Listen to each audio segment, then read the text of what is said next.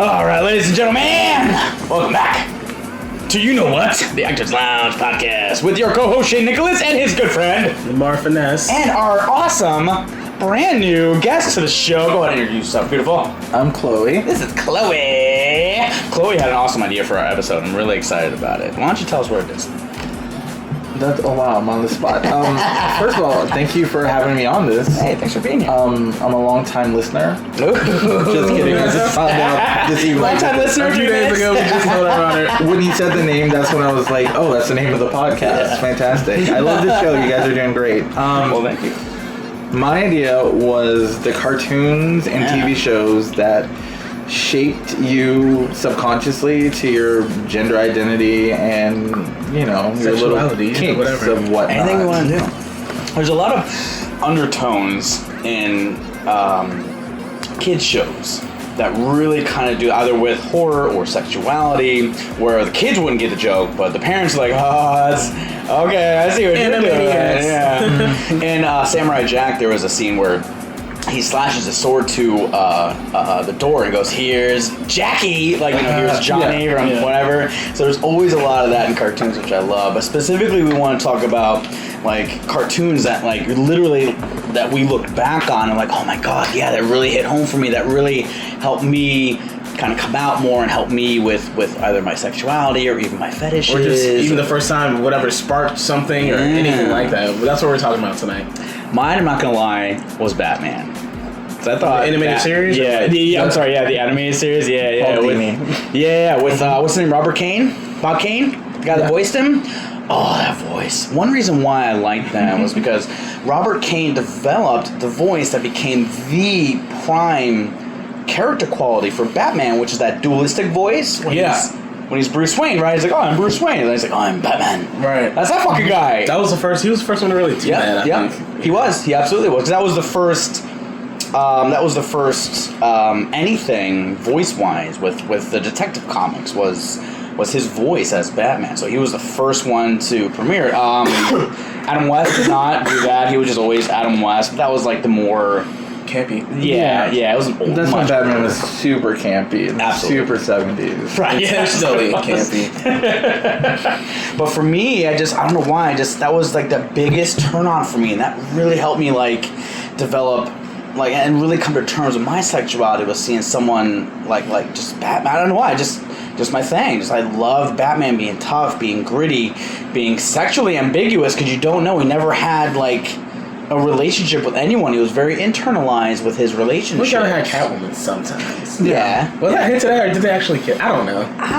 They just. She never slept over. She never spent the night. We know that much. But there was some catnip on the side of the bed for her. Yeah. And then even further with the Batman Beyond TV show, another one of my favorites, which was again really gritty, really intense.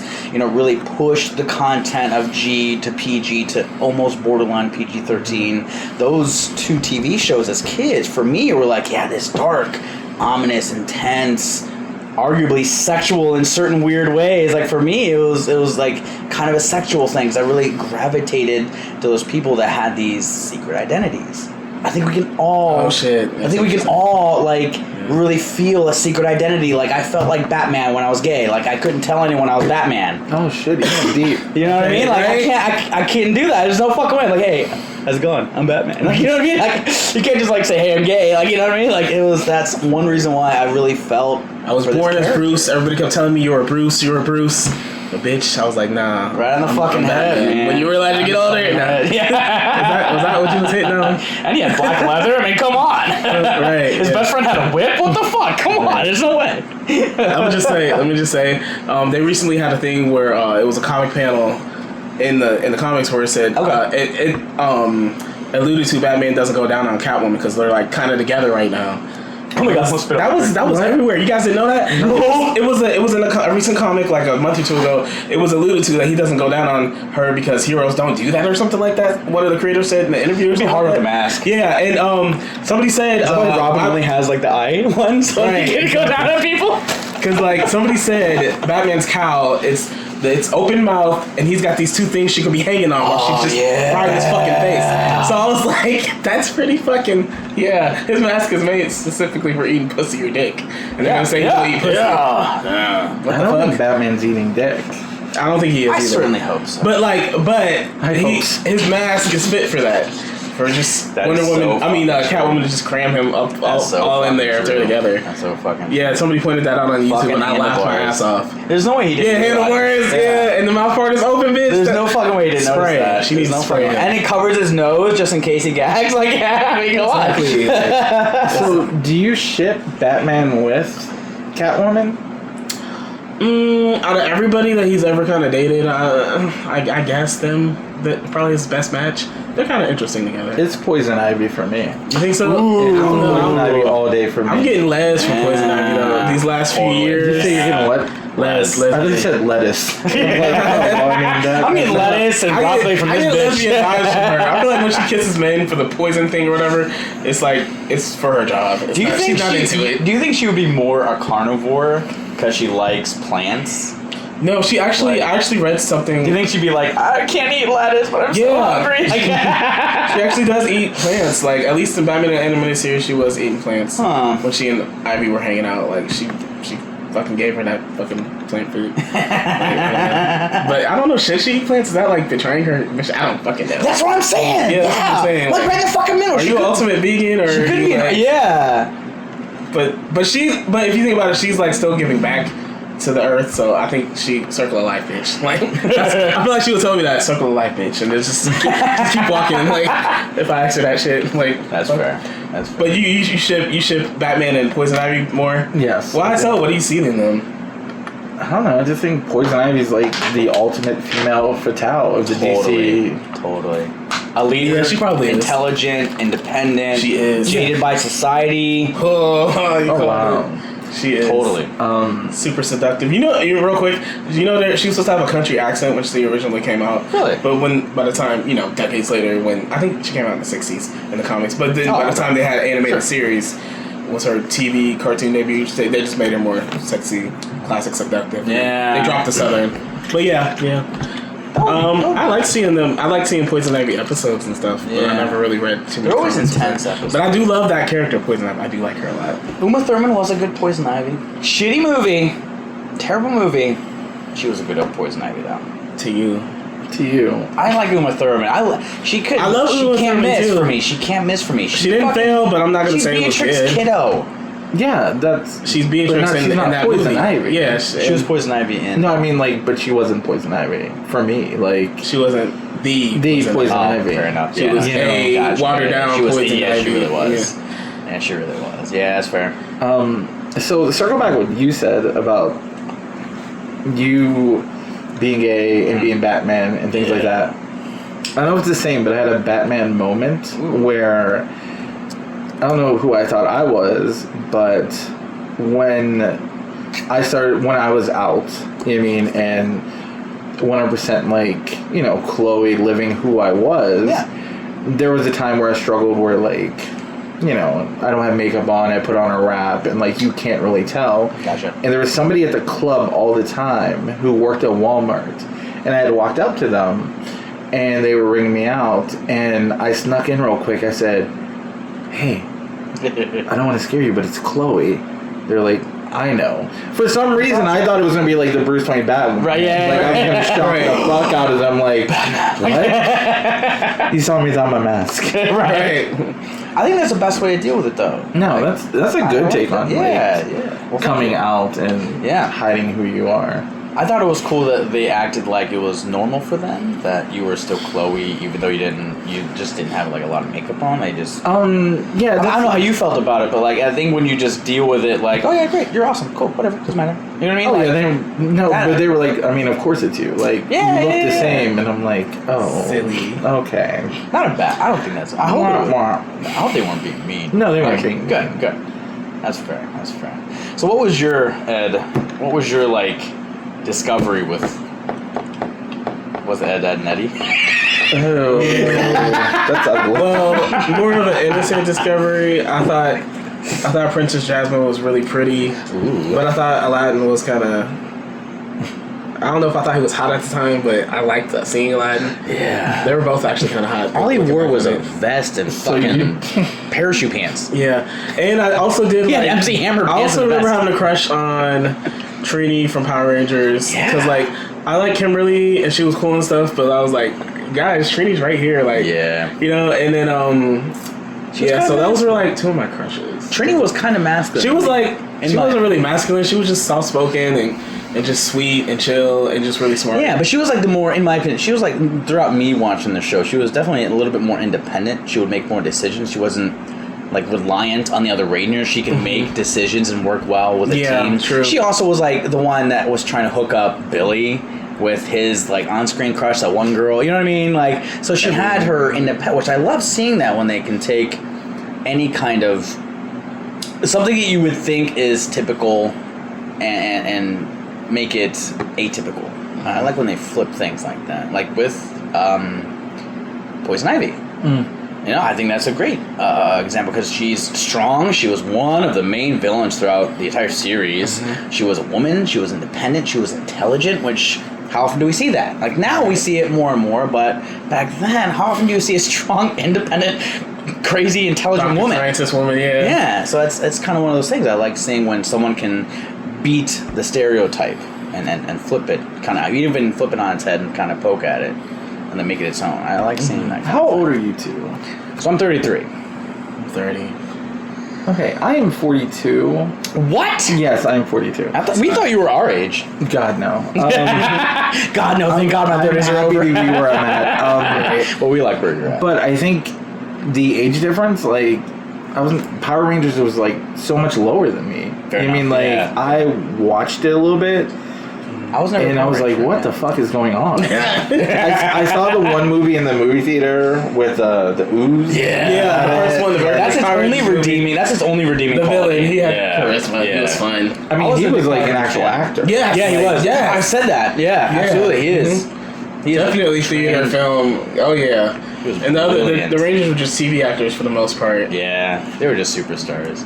But you were saying with Aladdin and Jasmine, like, was there a time that you wished you were just the magic carpet? No, they got no face, and that always bothered me. They're just out. Silent but deadly. arguably attractive. All right, what would be your favorite Disney character if you could go on a date with that person? That's a good question. And don't say the genie. No. It's easy. It's too easy. Probably Aladdin or Flynn Rider, because they're fun and they're fucking thieves. Flynn Rider's cool. I do like Flynn Rider. What about you? Aladdin will make It could be Disney or Pixar. Disney or Pixar. And yes, you can choose Woody. Pixar, like, all I can think about is, like, the old guy from Up. Like, is... That's fair. Pixar is like Toy Story, Monsters Inc. If you like the... I've had a huge crush on Ursula ever since I was young. Ooh. She's amazing. I love Ursula. Sure. It is something about, like... Another Her strong... confidence, her intelligence. But it's Body. just... I think a lot of it is an inner beauty thing. Yeah. Like, she's always a girl who's passed over to where she became bitter and would do that. And it's just like, there's that feeling of, like, you know, being the, you know, not the cutest girl or, you know, whatnot, and just, like, finally fucking break and, like, I'm gonna trick you. You know what I mean? Arguably an anti-hero, because I think you're right. She was... As you get older, I don't know if it's with you guys, but I really side with villains. Yeah, me too. Like, I can see where they're coming from. Me too. You know, I root for them more. Yeah. I even rooted for Jafar, who was arguably probably one of the biggest scumbags of all of them. Because he just wanted power. He just wanted to be strong. Yeah. He wanted Jasmine, even if she didn't want him. What is that? What do they call that? A fucking forced relationship? Fucking... the hell is that called? Family hierarchy rape? I don't fucking know. It's all the wrong reasons. And weren't they related or no? He's just a sultan, so... No, they're not related. Oh, okay. I don't know why I thought they were related. That's racist. No, it's not her uncle. He's just a random guy who got the job somehow. He's the guy with the magic staff.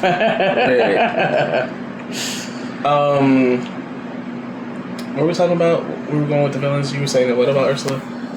Oh, I was just saying I identified with a lot. Yeah, because like she's not even really a villain. You don't know what she was gonna do with that type of power that she got when she got it. But like she didn't. She told Ariel exactly what the fuck it was. Yeah. Now she did cheat. Oh, did she cheat though when she dressed up as a human woman? I don't know. Was that in the that was kind of dirty, maybe. I don't know. was kind of. But like other than that, she didn't do anything. Like she was like, "This is the contract, bitch," and Ariel signed it. So she like, was she even really a villain? So Plus, she was thick. Yeah. You know what I mean? And the hair, it was just... it was cute. She's a big The one. light purple It skin, made her more intimidating when she was like that. vaguely ethnic. To like. Yeah. Vaguely. Yeah. Was she fucking purple? Why is everyone else white and she's fucking purple? Gray purple The fuck? skin. Yeah. Yeah, right. Well, they made her out to be what, an octopus or a squid or something? Octopus, because she has Yeah. Okay. I think it depends on the numbers. 6 appendages down there and then 2 as her arms. That makes sense. So I think she was Octo Woman. that would explain the 6 color. appendages down there. I fucking hope so. Holy damn, I'd give it a go. Like a cow. Like, I mean, I would try to, like, say I would just be a friend. Yeah. A hell of a friend with benefits, let me tell you. But yeah, I like the idea of liking and appreciating the villains. You still want them to win. Because you do. You win, especially when you learn their backstory, when you actually figure out like who they are. Even like Cruella with the prequel to that, then now you can feel with her. So now she's an anti-hero. Oh my God. She's a villain. That was an amazing movie. Oh my, it was a fucking awesome movie. We did an episode about it. So fucking good. I wish I listened to your podcast. Yeah. It's totally cool. It's totally cool. And she, in fairness, ladies and gentlemen, she literally just started kind of listening. Like, we just told her hearing about it Friday. Yeah. So she's new to. I just met them. yeah. That's true. Yeah. That's it. We've known each other like off and on throughout the years, but we've never actually had like this. I don't know that. I don't know how you were at the club. I remembered that tattoo. Yeah. You must have talked to me at some point about something. But I don't know. I was a very scared, naive. I wasn't super cunty. Well, you back came up then. to me Oh, that's at Modern. You was like, "Hey, I like your nails." I was like, "Oh, thanks. I like your tattoo." And then, you don't. The night before. Oh yeah, when we were at Modern, yeah. No, Or not at Modern, I'm sorry. Switch, At Switch, and yeah. you were super loud. Yeah, it was. I'm always loud. Always. I was like, that is a personality right there. Yeah, dude. When we did a show together. We did a bunch of shows together, but one show, the director, he was giving everybody notes. He gives everybody notes at the end of the rehearsal. He was like, oh yeah, and last thing, everybody just be more loud. You know, just everybody except Shane, just be louder. Just be more like Shane, and just be everybody project more. And we laughed. It was funny because he was fine, man. So I was 2 characters in that show. That was an awesome What show was that? That was a Shakespeare Christmas Carol. Okay, that one. What a fucking way to write a Christmas Carol was to make it all Shakespeare characters. So Shakespeare was Scrooge. The Macbeth, I believe, and 2 other main like antagonists and other Shakespeares were the ghosts. Christopher Marlowe was Kitsch was what's his name? Marley? I don't know. Marley. Marley was the friend that died, the business partner that died in Scrooge, right? Uh-huh. Which is funny because Christopher Marlowe was one of the writers of Lamar Arthur. He did a lot of work at the same time as Shakespeare and got stabbed to death in a bar. In real life? Yeah. So it just so like the way he wrote it, was so brilliant because Shakespeare would have been alive, Marlowe would have been dead, and then all of the characters were his ghosts. Like just the way they wrote it was crazy. so I thought it was just such a way to write a fucking script. It was such an awesome script, and I was Rosencrantz, and who was the rich guy?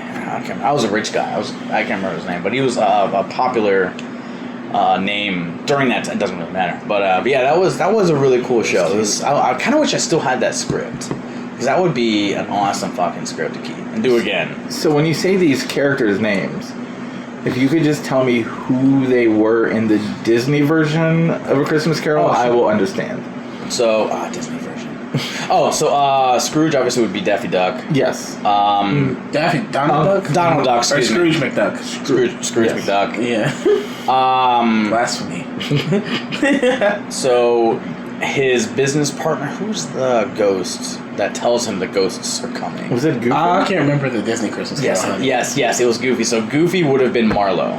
Oh, so you were Marlowe. Goofy. No, I was not Goofy. I was Rosencrantz. It was Rosencrantz and Guildenstern. It's from Hamlet. And they're like the idiots that die or something later in the film. But they're just the idiots. So I was one of those guys. Oh, so you weren't even like a Disney character? I'm not sure if they were. No. Oh, okay. Just the way he wrote it kind of added subplots to it. It was kind of funny. I do want to say that I remember, God, it had to be like maybe 2005, 2006. And I was watching Nip Tuck. You guys remember that show about those? Oh my God, I love Nip Tuck. That was such a good show. That is a good show. Mm-hmm. I remember season 4 was on TV, and I was home alone in the living room, and Christian Troy, the jerky, the more jerky one, not the nicer one, surgeon, he was at the gym, and then he was showering with Mario Lopez, and it was hot as fuck. I rewinded it so much. I didn't get caught, and I knew I was like, okay, this is for real. This is just me. I like that shit. Like, yeah. So yeah, I remember that. That was definitely. Yeah, for me, it was 6 Feet Under. 6 Feet Under was 6 Feet I'm Under. gonna cry. Don't. I've cried so much this weekend. 6 Feet Under. I can't talk about 6 Feet Under now. 6 Feet Under is that shit. I've seen every single season, every single episode. 6 fucking seasons of It's probably the hormones. It's just. Okay, we'll move on from that. No. We gonna keep it real. I'll say this. I'll move on. I mean, it had let it flow. Say it. It had. Okay. Is there a spoiler thing here? Like, No, go ahead. what if people? Haven't seen 6 Feet Under? I will just 10-year-old show. You had enough time, people. You had enough time. Yeah. You guys know. Even just say this. Absolutely. The second to the last episode. Tears for an hour. I have chills. So intense. And then it was a perfect finish. And that's what I'll say, because if somebody hears it, they might want to go back, and it's just Yeah. that show had it all. Yeah, it did. And it was amazing. As an actor, It really did show, have. you would love It had the absolute, and I agree. I was just about to say that it had the absolute most perfect ending for a TV show. It gave every character closure. It literally went until everybody fucking and died. pretty much good, realistic endings too. Yeah. It wasn't nothing too over the top, too magical. Any fucking Disney movie. It didn't do too much. I'll be like, I could see that motherfucker going out like that or living that life. And well, he was a security guard, so I could see him getting shot by some thugs down the road. You know, so like I remember all that shit. Like it was pretty believable. I think the daughter lived super long. She was old as hell. Yeah, well, she's the youngest. So that's how it works. But she was like, getting stoned and stuff, and I didn't know she would live that fucking long. Like, because she was kind of out there for a while. Like, It literally, it solidified all of those people as actors. And think of the mom. They made a show that I cared about every single character. And I've never done that with HBO. Yeah. Every character I cared about so much. There was like a deep admiration because you could really they really lived lives that, although were obviously very different from ours, were equal to ours because they weren't like rich or living in this city and they're horror friends. Right. Or they're in some studio or they're in some apartment. Like it was realistic. We could relate to their stories. Totally you know, even though we've obviously never. I don't know if you have, but I've never. Obviously, we've never worked at a mortuary. See, I've never owned a mortuary. Yeah. Right. I've owned several. Right. And that's actually how everyday life is. I agree. And it focused specifically family on death. dysfunction. Yeah. Hiding sexuality. Yeah. You know, it's. How long did it take? I can't remember his name. Michael. Anthony Michael Hall. How long did it take him to come out? His name. Oh no, you're right. It's Michael C. Hall. You're right. You're talking about the dude from the Breakfast Club. Yeah, it was. Yeah, he was also gorgeous, by the way. But Michael C. Hall. How long in the show did it take him to like actually come out to his mom? I think 2-3 seasons, right? Yeah, it took him a few seasons. Yeah, I'll say that I was watching the commentary to True Blood. I think Alan Ball was the creator or something of both shows, and he said in True Blood, he said in 6 Feet Under, everybody was very repressed. They didn't do too much sometimes. They didn't really, go for it. But like in True Blood, people they just release and they just let it out. They just do crazy shit what they want to do. Yeah. So it was just a different thing. Even on set, to be recording this and having characters go through that, it's just a different life. Like it was being on set. Even a show like that, you could still, although it was very obviously science fiction with obviously vampires, werewolves, whatever, all this shit they had, it was still something you could still relate to, or that you could at least. Like being a vampire and telling your mother that you're a vampire and her saying that you're a demon, you're going to hell. Right. I mean, it's happened to me before. Yeah, like how many people have exactly experienced that? I was fortunate enough I never had to experience that, but I know other people that have, and I've seen what it's done to other people. It's the worst thing you can feel. To experience coming out as a vampire? No, I'm sorry. I was really lost with that. I'm sorry. I should preface that to coming out as a vampire or coming out as like gay or. Oh, I think no. It is relatable. I never thought about that. But I guess from 6 Feet Under to caring about every character. Yeah. I watched the whole series. I cared nothing about any character. That's fair. Except for maybe Lafayette. And that was because it was the eye makeup for me. And like the attitude. Yeah, we love his eye. We love Lafayette. We love Lafayette and Ursula up in this bitch. Lafayette we really was so fucking funny. He was so alive. Who ordered the burger with AIDS? That was iconic to us. That's one of our favorite acting scenes. Dude, we watched that scene fucking over and over again. That was so great when you whooped those guys' asses. Like, we've all wanted to do that.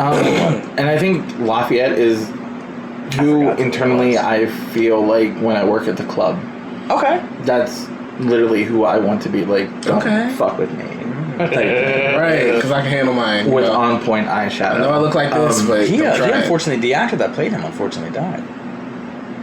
She knows. Oh. You didn't know? No. Oh, yeah. That was on Ellis a few years back. He's a brilliant actor. He overdosed? Okay, overdose or alcohol? I forget. Okay. One of those. Gotcha. I didn't know. I thought it was like a pre-existing condition or something. Nah. It probably was brought on because he was drinking or smoking or whatever. Fair enough. What character did you guys hate the most from True Blood? From True Blood? Can we all say on the count of 3? Can we all think of it? And okay, well, give me like 10 seconds. All right, so in fairness, I've only watched the first 3 seasons. What? I've seen the whole thing, honey. I'm with you. Oh my god. I miss a lot. I really need to rewatch it. Off track at some point. Like, yeah. Do you even know what happened? No, not a fucking clue. There were like fairies involved. Yeah. Damn it. I lose interest in shows very easily. I'm more of a movie guy. I don't want to do this. I very quickly. Maybe Maxine Fortenberry or maybe Arlene. For me, it was. Should we say the same? I can't remember her name though. I can't remember her name. Sookie. Eddie obviously didn't go by the number system, so we'll just say it. He said one. He just went right for it. Thanks for ruining that, Ed. That's fine. We had a really nice thing going. I wanted to bring something new to the table, but never mind. Yeah, it could have been a fucking thing. I'm confused. No, it's not. Mine was Tara. Tara, why? Is she the black girl? I don't know if I should. I don't know if I should explain that I'm half black, so it's fine for me. Okay. I don't know. I don't want people to be upset. I don't know. Eddie explained to me that he was black, so I feel like I should explain it at some point. I wish I was fucking there for that, dude. Oh my god. At least I know things. Right. Mine don't always work so good. If she didn't tell me you were black, I'd have no idea. Yeah. I'd be like, I love your Asian friend. Thank you. I would have guessed so Asian, maybe Latino, but definitely not black. Tara, I don't know. She was so kind of a bitch. Yeah, she was kind of. See, I disagree, but not in a bad way. I actually did like her. I really liked that she was very, very strong-willed. One of my least favorite characters in the show was the one that she fought very hard against. The mother? Was that one lady who was like the Baphomet god lady, that weird woman that would have those sex cults, put you under those spells. Oh, with the black hair? Yeah. The villain, yeah. Yeah, she fought very hard and did not trust her and told her, get the fuck out of my house. I don't trust you. You don't need to be here. And everyone else around her said, no, you can trust her. And sure as shit, she was a crazy fucking psycho. Some immortal psycho. Did people say she could trust her? Her boyfriend at the time was like, this is a family. Yeah, because he knew family. Yeah, and like, it was like, and you don't have a fucking family because your family's fucked up. And like... He said that? Oh, God. Yeah, basically. Yeah. Like, really kind of ridiculed her for not liking this lady. Yeah, he did. I can see why. He did ride for her. I can see why people would clash with her as a like or dislike character, because she is very, very, very bullheaded, and she really did kind of ruin some moments. She really kind of fucked some shit up. She destroyed her own, some of her own relationships. Yeah. She's like the ugliest part of kind of everybody. Like sometimes the darkest worst sides of Tara is like a part of everybody. So maybe that's why you say that, you know. I just like that she was like really strong-willed and total not give a fuck. I'm gonna tell you exactly how. Because I'm like that. Mm-hmm. I kind of have that. That's why I've lost friends. No, absolutely. I can see why people don't like her though, and I don't disagree. No. I can see why people don't like you, and I don't disagree. But yeah, every time Tara kind of got something good, like something would set her back, and it wasn't always her fault. So like, yeah, she had a hard fucking time. Yeah. And I was always Eric over Bill. Me too. Which one's Eric? The tall blonde one versus Bill. Thank I like Snooky. That's a bet I can't get out. Snooky. I drooled on myself. Snooky. You're the new black now. That's what we're gonna talk about now. Snooky's brother, all-time favorite. Ew. All-time favorite. Ew. All-time fucking favorite. Eric? All-time fucking. No, he's talking about Snooky's brother. His name isn't Eric. That's I don't remember. Jason. Jason. Jason stupid ass. Jason. I like that he's dumb. He knows he's dumb, and he doesn't care. And he likes his sister, and he's helped his sister a lot, and was always there. Yeah, he kind of does have Snooky's back usually. Yeah, he did. I don't know why. Just he had so many redeeming qualities that his being really fucking stupid and gorgeous as fuck, and just literally was. Those were his only redeeming qualities.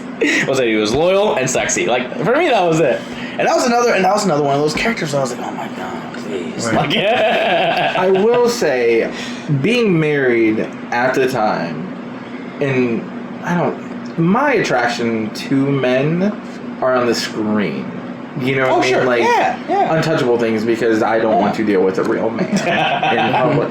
But the you don't guy, want to cuddle after. He's just like, we're done. I remember sitting there next to my wife and the lead werewolf person.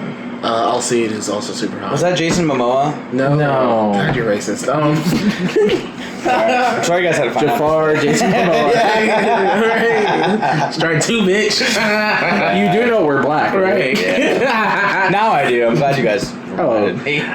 No, but I thought he was incredibly hot. Like, there were things like that. Oh yeah, his body. It will take me like 2 years to get there. Oh my god, all the chicken and the rice and the broccoli and lettuce you gotta eat, bitch. Oh my god, it's a lot. I couldn't imagine. All the water and non-alcohol and all the fun stuff you gotta give up. Fuck that. I think he's he's gotta be like 6'2" or something. Hot Italian guy. He's tasty. In fairness, though, that's kind of a part of their job. Even if he's going for those roles, those heartthrob. There are things in certain people's acting contracts what also dictates their form. So we're gonna. Shamar Morris mentioned that.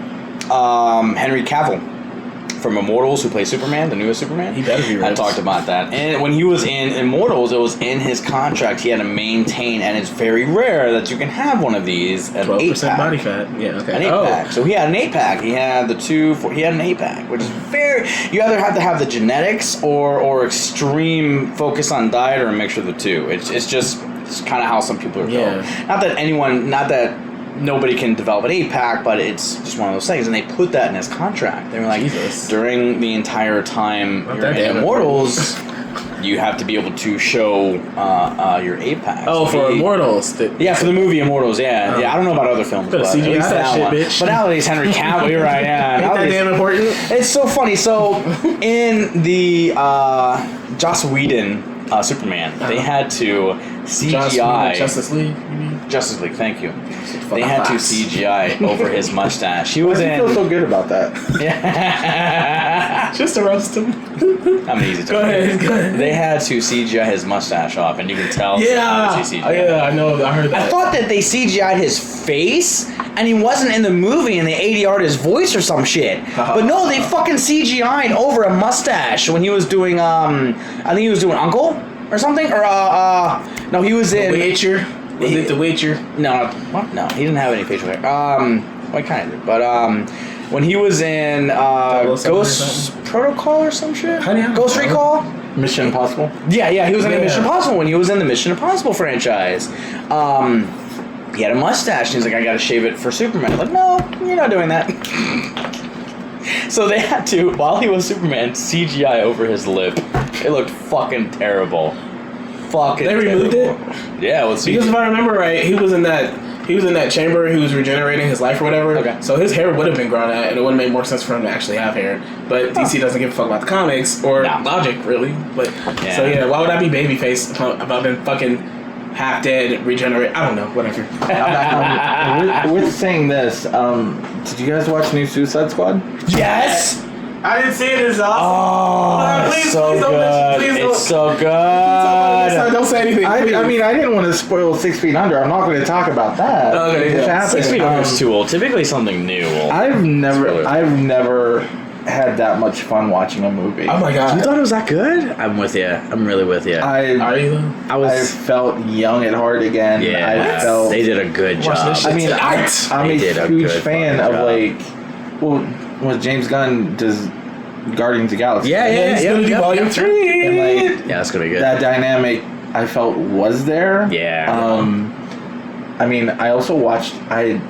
I let my 10-year-old watch it only because it was out. I want to see that, and I said, "Listen, let's have a talk. Like,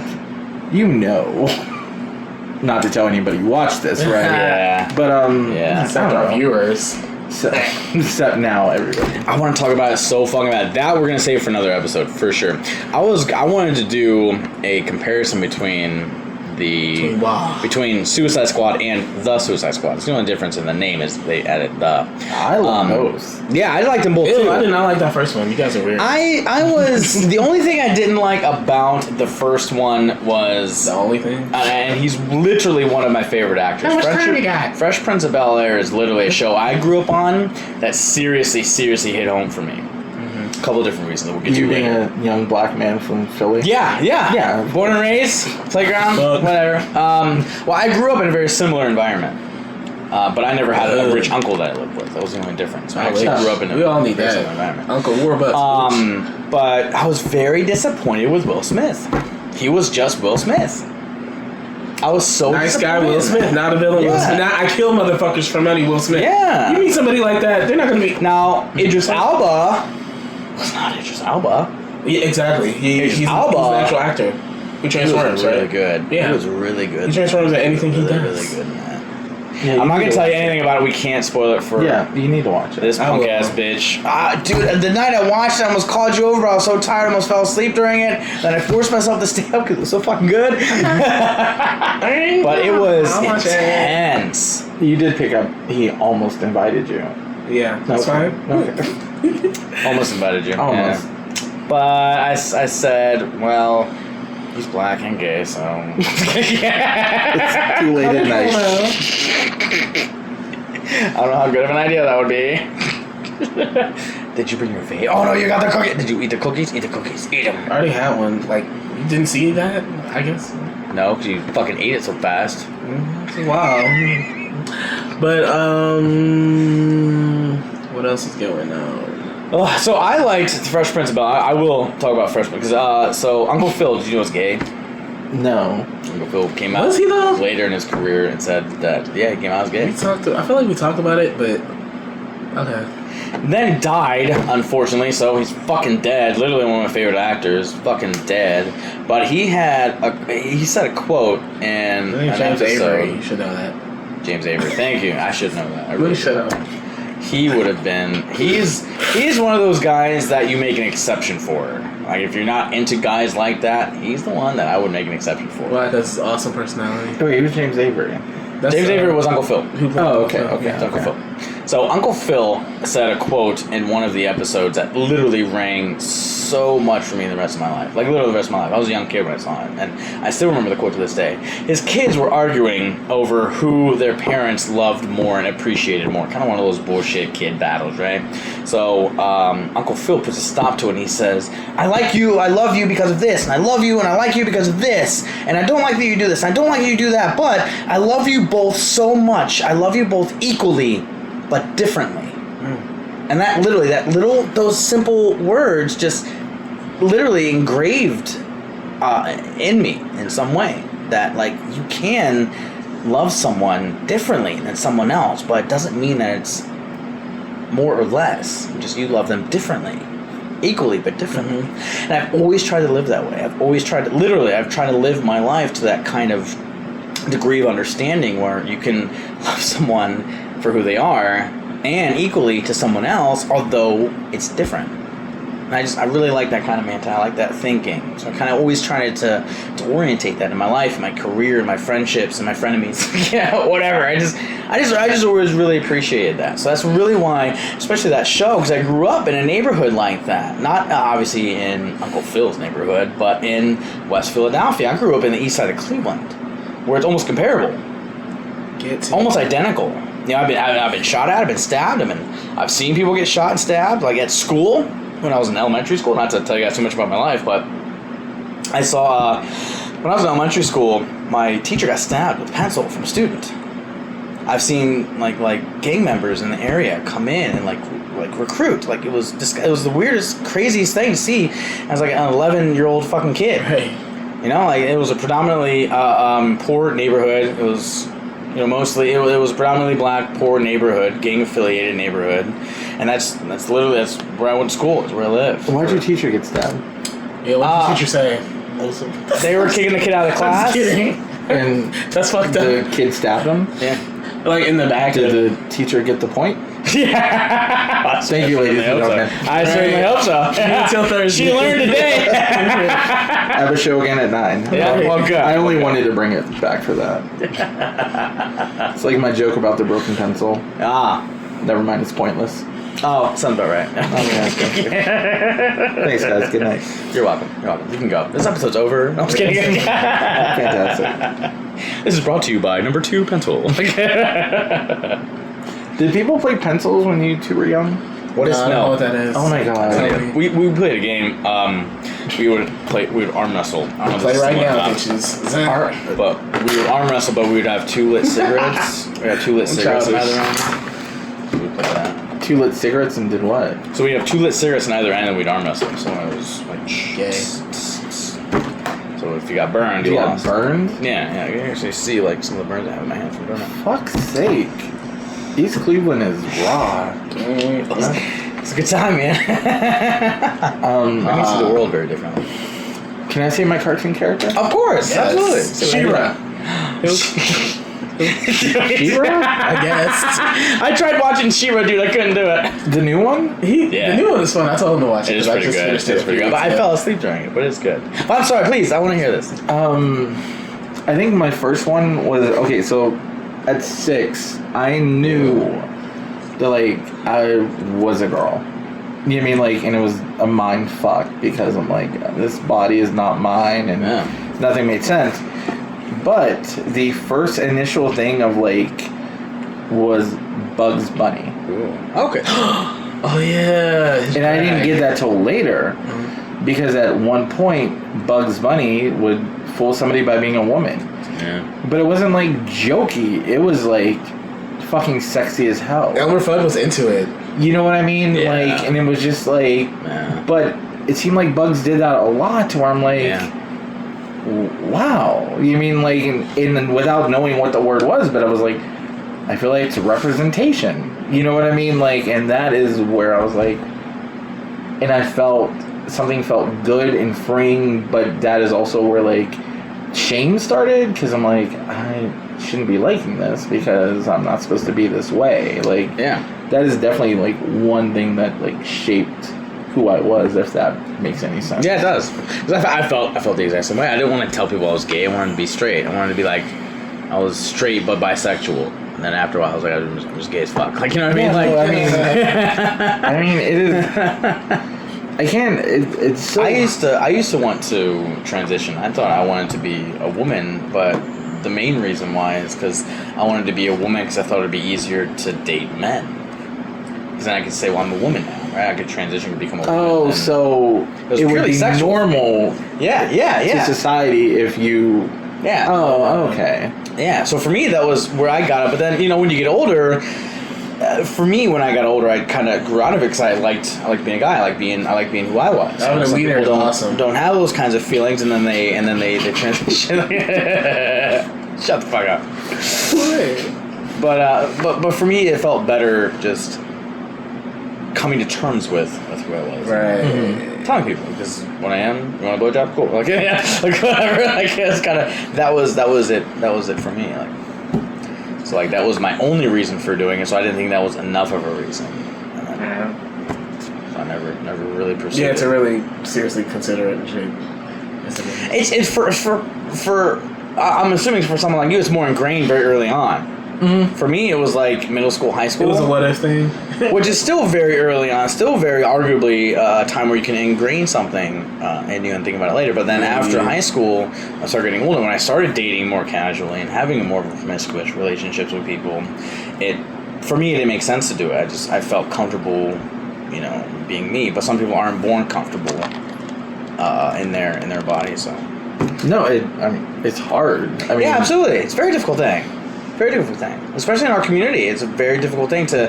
I mean, nowadays, luckily, we're at a good time now where, like, even in high school, coming out, like, it's not that big of a deal. Like, imagine me and you in high school coming out, and then imagine, like, our nieces or nephews or cousins coming out. They're just like, whatever. Like, you know what I mean? No, it was a big deal. So stressful. Yeah, like lesbian women that identified as lesbian that came out. In my high school, no one gave a shit. But if I did, I was gonna get my ass beat. Like I would have to fight. Literally, I've had conversations with people, and they're like, "Oh, lesbians are great. They're sexy. They're awesome. The best thing ever. Gay's fucking done with those faggots. Like no fucking way. Like I will kill them." Right. Forget my language. Edit that. Are you not allowed to swear? Yeah, we can say what the fuck we want. Faggot. It's weird about saying that word. Okay, I will say this, and I'm not taking you to a different place or anything like that. Yeah. I hope that people who are trans can get to that part because it's still not safe. Yeah. To do that, you know what I mean? It is still taboo. That was one of the last things. Yeah, especially for trans people. Yeah. And this is not to offend anybody. I have lots of friends who are trans men. I have lots of friends who are trans women. Yeah. And it is still more acceptable for a trans man. Yes. Okay. Definitely. Because men will not feel so threatened. Huh. You know what I mean? There's been things where they feel like a trans man, like the typical man who has a problem will see that, well, of course this woman wants to be a man because we're superior. Sure. But it's almost an insult that somebody doesn't want to be that in their eyes. So, I mean, like, in school, I don't know how safe. I think in bigger cities, sure, it's a lot safer, and and there's a lot more awareness, and there's a lot more support for it. You know what I mean? I thought on the Bible Belt. I had a dream last week that if I went back to school now, knowing what I knew, I would run shit. And in my dream, I did. You know what I mean? Like, I was on the cheerleading team. You know what I mean? Like, yeah. I don't know. So it's great to have those prophetic dreams when you can go back and revisit memories that are arguably painful, right? Utilize what you learned. And completely change them. So I think when it comes to not particularly therapeutic or cathartic means, but at least to revisit things that were very scary and to try and build better memories is a very good thing to do. And it's very difficult to do, to try and go back and revisit a memory and then try to build better memories on top of it. And that's typically what you have to do. You can't surround yourself, you can't like pull a blanket over your face. You'll have to eventually face these fears, and then getting over them and facing them and building better. Like for instance, it's kind of a general example, but like fear of spiders. Mm-hmm. To get over a fear of spiders, what you would do is show someone a picture of a spider, and then you would have them hold the picture of the spider, and then you would have them like shred the picture of the spider, right? And then you would have them see a video of a spider, and then you would have them see a spider. Building those walls and then destroying them is, I think, in my opinion, a very important thing with building new memories.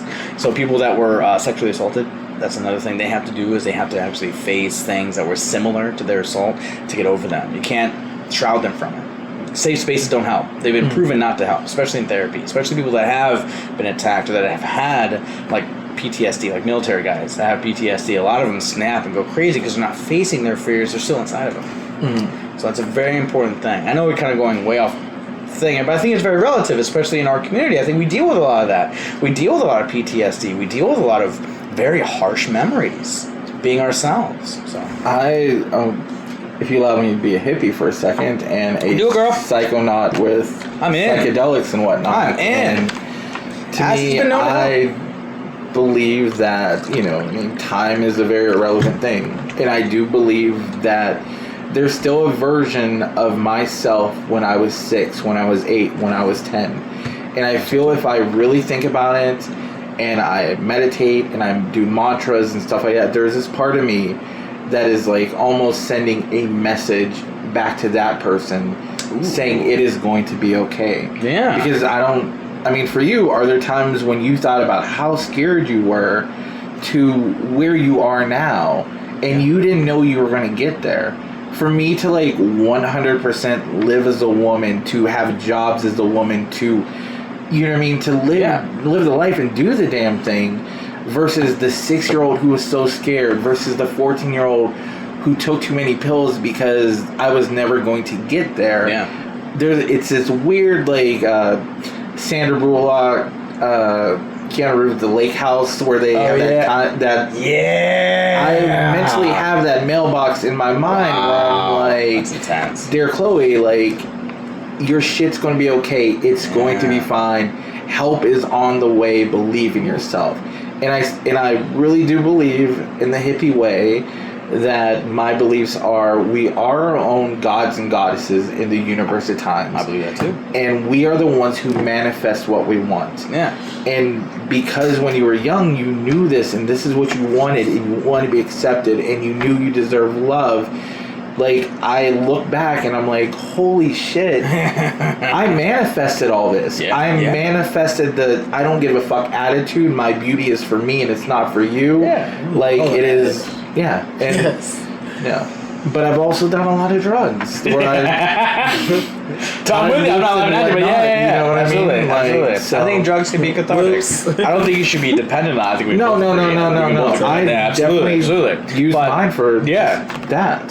Very rarely, it used to be once a year. Now it's once every other year. I'll smoke weed, or I'll do a dissociative drugs like lean or whatever, or like Adderall. I'll do a bunch of Adderall. I like to use those types of drugs. And again, I'd like to do shrooms. I'd love to do shrooms again. Oh, You know what I'm saying? I'd love to have that reset. That the 31st of every month. Well, not really, but once a month, I will do shrooms. Ooh. And sometimes I will just throw a little acid in there. And I will sit under a tree and I will reflect. And sometimes I've never even really I've had a bad trip, but at the end of the day, I've learned it wasn't a bad trip. It is what I needed to see, and it is what I needed to unpack. Ooh, and it's just I open up a closet that all my stuff is in. Okay. And it's let me clean this mess up and take it out and sort it, and that's not in there anymore. And that's what I've always used it for. You always learn something from it, and that's my intentions when I go in church. How can I make myself a better person and show me what I need to see? So, that's fair. That's a good point. Good point. That was deep.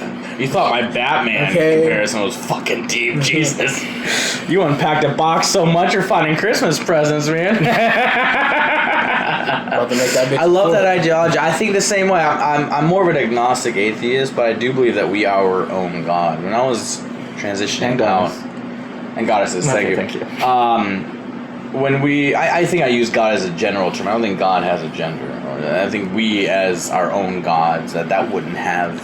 It would supersede that. It wouldn't make sense.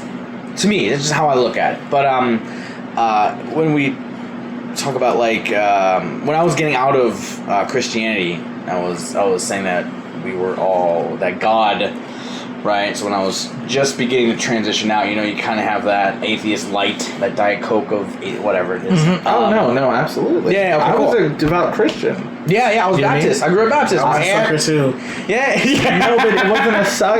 I caught the Holy Spirit at some point. Yeah. And it was overwhelming. It was being on fire. But I also realized later on, when I started believing myself and manifesting, I had that feeling because all it was believing in me and wanting something so much and putting it out there. So I used to have this belief that God turned himself into everything. That God gave up. He gave up on Adam and Eve. He gave up on a perfect society, a perfect world. And he said, fuck it, I'm going to make me everything. And then you guys are on your fucking own. So every blade of grass, every tree, every human, every thought Jesus Christ. What the is fuck? God. This is crazy. Everything. That was my thinking of it, transitioning out, because I was like, there's no way. It took me 6 months. I read the whole Bible, cover to cover. Mm-hmm. That's what it was. That's what it was for me. That's what made me an agnostic atheist, was reading the fucking Bible cover to cover. I was obsessed. I never knew that. You crazy. Cover to cover. It is the most morose, disgusting fucking thing I've ever read. You know, there are things in the Bible that talk about sacrificing a lamb, building an altar, and talking to God. Well, I mean, like, at some point, like... It's a ritual. There's talk about slavery. There's talk about killing people for working on the Sabbath. There's killing people for wearing 2 different threads. Like, football fans, don't eat bacon, you're fucked. Like, if you beat your slave to death, you're in trouble. But you beat your slave halfway to death, that's okay. Women have no rights. That and the Quran also, which is the Muslim Bible. Tit for tat's the same thing. There's almost no difference. It's almost. I love when you described it. You were like, "Yeah, we don't get into anything heavy." And I'm like, you know what? You know what? I did too much. You I'm did. sorry. You know what? You're fucking absolutely right. Well, we mostly But- like political shit. We don't talk about that shit. We'll talk about yeah. we can talk about some spiritual. Okay, I didn't want to come in and be like, "Oh shit." You I know, didn't you know, know it's I called- was we- you know what? supposed to. You know what I mean? He- Their asses ain't going nowhere. Me and I Shit. needed this twist of fate with our podcast because we talk about anything arts and entertainment. Arguably, you could argue that the Bible is quite entertaining. Oh, that's a lot of death. Like half of it's just full of death, destruction, chaos, Contradictions. filth, and greed, and the other half isn't. It's not that better. Yeah, mostly contradictions. 6 months took me 6 months. I sat down. I read the whole King James fucking Bible. Fucking nerd. And you know, there's also deleted scenes in the Bible. What the fuck you talking about? So, in the King James Bible, there's other variations of the Bible. It doesn't really matter. We're talking They're about King all James alive, specifically. yeah. That's the one I read anyway. Yeah. So, from Jesus Christ's years of 12 to 30, there's nothing there. Nothing. There's no purgatory. But people talk about that a lot. It's not in the Bible. In King James Bible, there's no purgatory. Mm-hmm. That was something that a lot of churches were talking like 13th century, I believe, until the late 18th century-ish. Purgatory was it was a con. It was a telemarketer. It was like, hey, your mother died while she's in purgatory. You got a couple bucks. Mm-hmm. We'll get her out of purgatory. Got you. Jesus. It was a con. It was a con. Total fucking con. Did you go to Catholic school? Yes. I did too. So- When I was so- way yeah. younger. No, and when I was young, from going to Catholic grade school to a Catholic high school, Yeah. because I went to Ursula, unfortunately. But Poor girl. I had nuns because I'm old. That's what it started Oh, with. yeah. And we had a religion class, and it didn't. It's like there's abuse from being raised Catholic. There's PTSD, and the one thing I remember 2 years ago from tripping was the nuns and the teachers being like, unless you are willing to give your life for following Jesus, you're not a good person, and that is what was taught. That like, You're a and kid, that, that and when you're a hurts. kid, like, you thought, well, I love Jesus, but I don't want to die for Jesus. I mean, like, I don't know the dude. You know what I mean? I mean, you tell me about him. I'm trying to imagine it, but I ain't shook anybody's hand. In grade school, like they put the Bible in your head. You know, we did the Bible matchups every Friday, which verse went with that, everything like that. Till I got to high school, and the religion class said, you know, there were 4 different versions in Genesis at the beginning, because it's 4 retellings, and then a lot of stuff didn't even happen. Like, nobody really got swallowed by a whale, and I'm like, wait a minute, that's what I was told, and it's a lot. And here's what's weird is, for me, with people that are religious, it's, for me, if we want to have a discussion about religion, it's all or none. You can't say that one thing's true and another thing isn't. It's all or none. It either all happened or none of it happened. Because if you want to, like, split hairs, which a lot of them do, Jesus didn't drink, like, that much wine. Like, no, he drank fucking wine, dude. Like, yeah, he was I'm trying to maverick. rewrite history. Yeah. Fake history. Oh, well, that story is just a parable. That's just an example. It's like, okay, then so is Jesus. Oh, no, he's real. He's real. He's real. Okay, then don't bullshit me. All or none. All or none. What, did Moses split the sea? Well, that's more of like an example of him splitting the time and making the stone things with the number. Fucking like, for me, when we have, if you want to have like outside of this, because this is a good discussion. I really like having this because we can all agree, even if we disagree, which we're not. I think we're all on the same level. But like, if you want to have an actual discussion with someone about like those kinds of views, the important thing is like, is it all or none? That's the first thing that you would have to know. It's like, is this all or none, or you're just going to start splitting hairs and making shit up? Because lying or making something up or trying to bend the conversation to argue a point isn't going to help. Like, it's all or none. Did it really happen? Was Moses a thing? Like, how does a senior citizen build a giant boat and get to a very fucking animal on it? It's not like a parable. It wasn't an accident. It's all or none. Did he do it or not? I'm sorry, I don't mean to go on that kind of rant, but... No.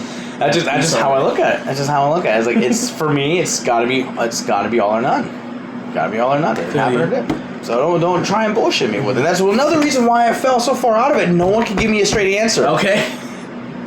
You wanted the truth. You wanted research. You he talked to people, interviewed bitches. Yeah. Still. I have notes from motherfuckers, the weirdest shit they say. Going in circles around your questions and shit. And you're right, and that's exactly what I didn't like interview people. I was asking them about it, and they kept giving me these very vague answers. Oh, read the Bible. Oh, read the Bible. Oh, it's in the Bible. Oh, it's in this book. Did you have news clippings on the wall with thread and yarn? Serial killer style or cop style, whichever one. Maybe. I had pictures of Ewan McGregor and Jim Caviezel. I will say this, though. If God created Adam and Eve, and then they had kids together, wasn't they like... That'd be like incest. When they were like siblings? I don't know. But also, why do you create people and they have no concept of time or consequences, and then you'd be like, alright, y'all can do whatever you want, just don't go to that tree. Yeah. I'm a fucking baby that can walk and talk. And you give me this responsibility. I never have to wear clothes. I never have to eat. You tell me not. You know, I don't understand consequences and regret and rewards. Why would you? Yeah, why make the game? Why make the labyrinth? And even if you did, like, you're omnipotent, so you know what's gonna happen. So why make this fucking labyrinth? Why can't you just up there watching us fuck up? You just eating popcorn? Like, what the fuck? Just saying. So Bugs Bunny was a cross-dresser. Right. Although that's maybe I said, with big I forgot that we started with Bugs Bunny and then we went to this fucking thing. I brought it back for me, I'm not gonna lie. For me, it was BET. I watched a lot of BET. I love BET, but I also grew up in a predominantly black neighborhood. So like, I loved watching. But again, like, most of my friends were black. So like, when I was at home, I would watch shows about my upbringing, my culture. That was. And I feel like you never had a black scent either. You was just hanging out with black people. Thank you. I respect that. Thank you. Cause some motherfuckers. Because I grew up in a predominantly black neighborhood, and then moved to Cortland. And then right after that, which I wasn't there very long. Damn, Cortland's super light. Right? That's a big, like... Yeah. Really, yeah. Imagine, like, coming from an area... Imagine coming from a prison to, like, Catholic school. Like, it's really the transition. But I wasn't there particularly that long, and then I went right into Warren schools, which are very, very culturally diverse. There's a huge amount of... half and half almost, give or take. So it's literally like I felt right at home. I felt like literally like our swimming team. I was on the swim team for a little bit. Most of our swimming team was predominantly black. Obviously, the football team, like, we had an incredible football team. Like our football team. So it was 2005. We won 11-1. Okay, that's cute. We lost the last game, That's so it's cute. like, yeah. That's good. Fuck you. What school did you go to? School that I do not even like. Boy. So yeah, Rose Highland High School. Yeah. They alright. They ain't all Easy that. target. We whooped their ass. Yeah, whoop that ass. We did. It was easy. We even beat them in tennis. Come on. We whooped that ass in tennis. I don't know. I think we... Badminton. We would have fucked y'all up in badminton. We got y'all a few times in football, though, and that was embarrassing. Checkers, my mom was embarrassed. No chance. We had a chess club at my high school, which is kind of cool. And you were part of it. You don't know how to play. Do you play chess? I do play chess. I've never seen him play chess. I've known him 7-8 years. I own 3 chessboards, and one is South Park. One is Dragons. Them is fresh as fuck. Barely used. That's fair. I will say that I haven't played in a very long time. Do you know how to play? Yeah, absolutely. That's cool. Yeah. We're gonna record you playing soon. So I can't play a speed game. Can we play chess one day? I love chess. Absolutely. I started teaching my kid chess because it was like the one thing You to got a teach them. child? That's so cool. I didn't know that. Jesus Christ, we told you about Oh my god, you did say that. I'm sorry. And I just said I let my 10-year-old watch. And then when you showed me the picture, for whatever reason, I thought you were going to show us a picture of a dog. Like, Hey, this bitch can't remember shit. so sorry. But Like, here's the picture. and then you didn't. And then No, you didn't. I was like, oh, that's so cute. Yeah, no. I've been drinking all Just day. teasing. I've literally been drinking. Jesus. I've literally been drinking You need to talk to somebody? since we got to modern methods. I've been drinking. Yeah, I know. Chess teaches you Strategy. how to. Not even that. It just teaches you have to fail to learn. Oh yeah, it is. yeah.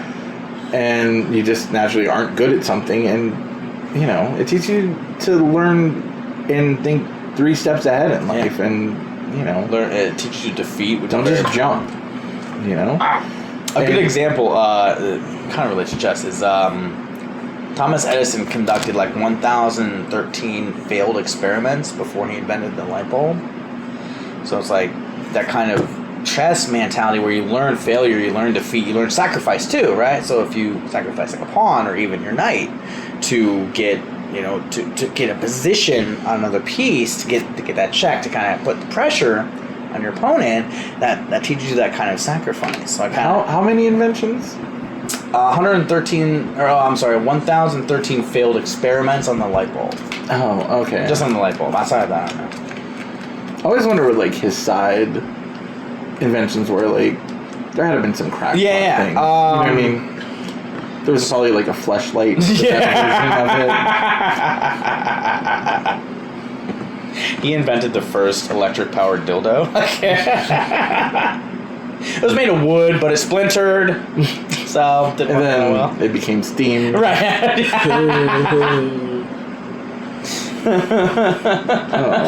It was better for abortions than it was for like anything else. Oh my god, we can talk about abortion. You're like nothing heavy. We just talked about cartoons. Oh yeah, right, yeah. It's you. You're bringing it out in us, man. You're bringing it out. Nothing. Literally. That's true. That's fair. I said, well, we haven't had an Bunny. episode in a while, so we're like, let's fucking go hammer time. I guess that's you, not really me, but Yeah, that's fair. You bring out the worst in me. I like it. Were there any more people? Because I just have 2 more things. Ooh. Oh, wait. Yeah. Let me say my one thing before I forget, because I forgot twice. But I remember I used to live for those episodes on Degrassi about Marco coming out and all the stress.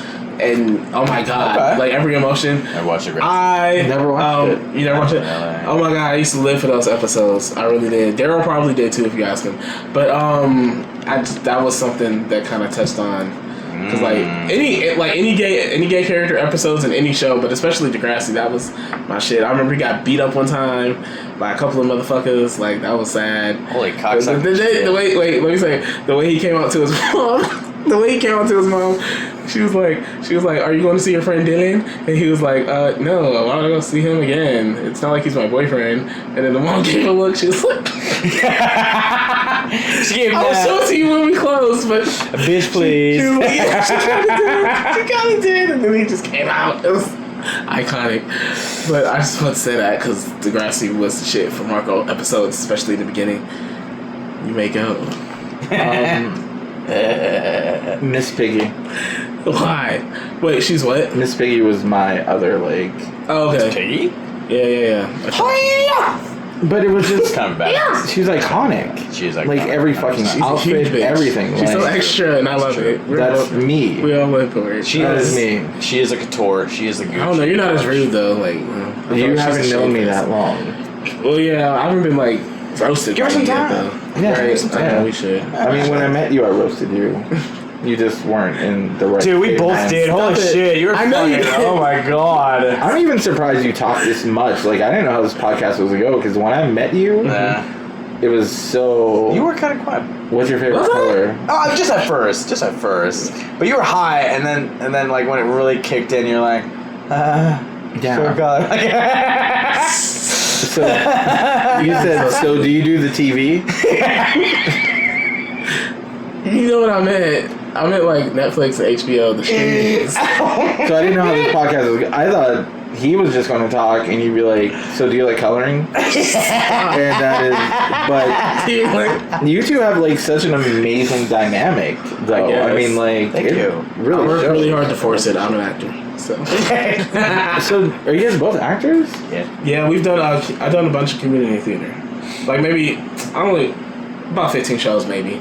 In my undergrad, I was a professional actor. And I do street shows, so I'm a street performer. I'm doing a show with Modern Method. That's what they're calling it now. Yeah, I guess what you call backdoor porn. Just kidding.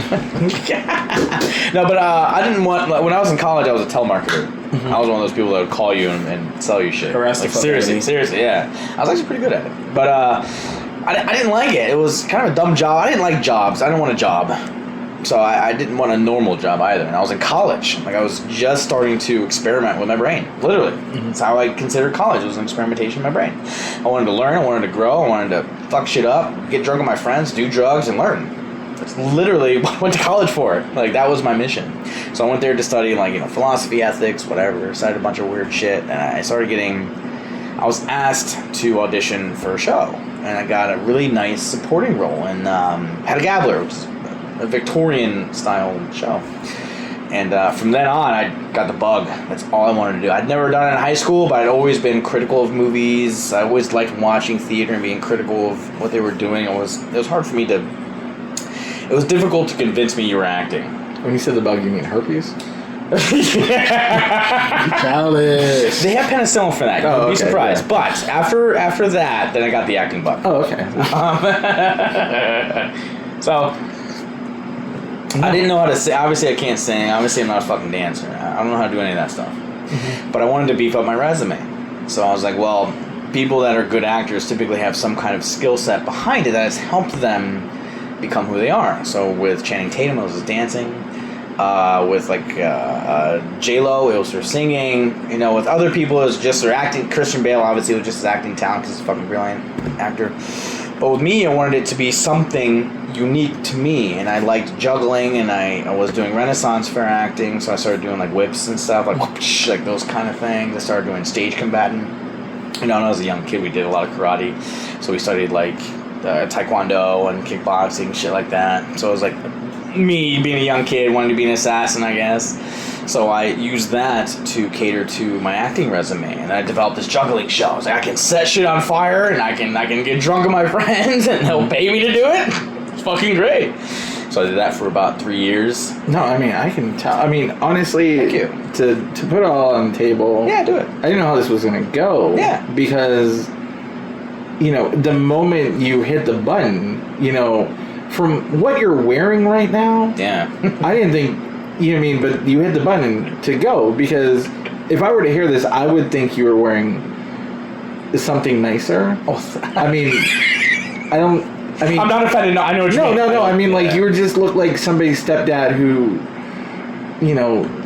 is like, pro wrestler. In his own mind. That is like the best. You know what I mean? But like, it's just like, and then all of a sudden you turn it on, and then you're actually saying words from the first time I met you, and I'm like, holy shit! Like, they have it together. Like, Hey, when we do the episode, we I don't have to lie and be like, oh, I really want to listen to the podcast because I really want to listen to it now. Thank you. And then that really means a lot. He said you guys had a movie. Yeah.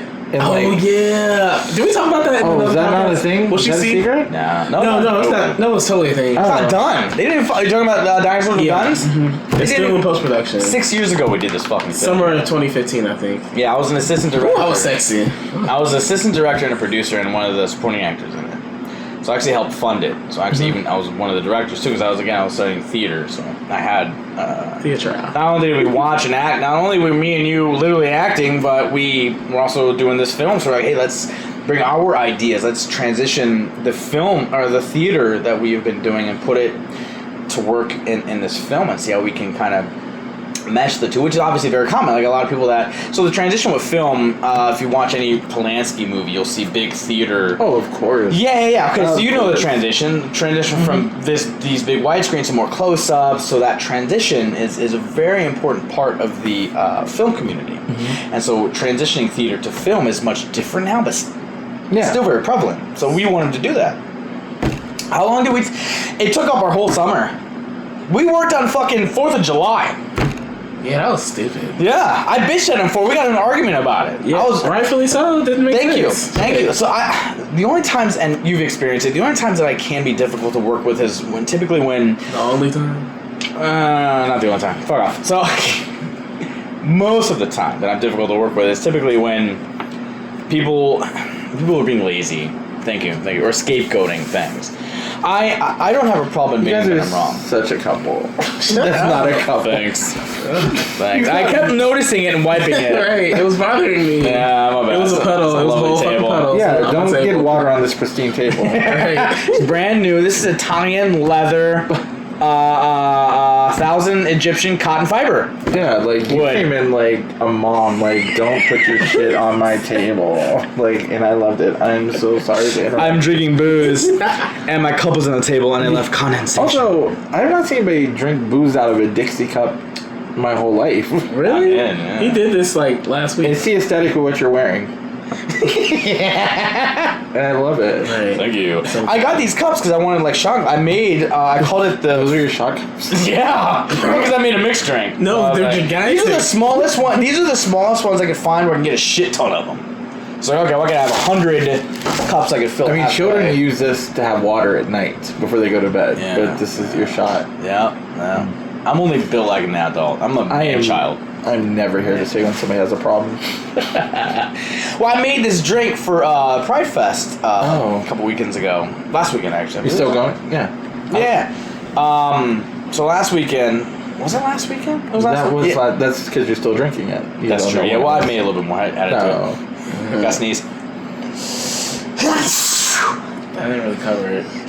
Get on top of it. It's on top of it! Wait, So anyway, you about to so I kiss me? made this drink.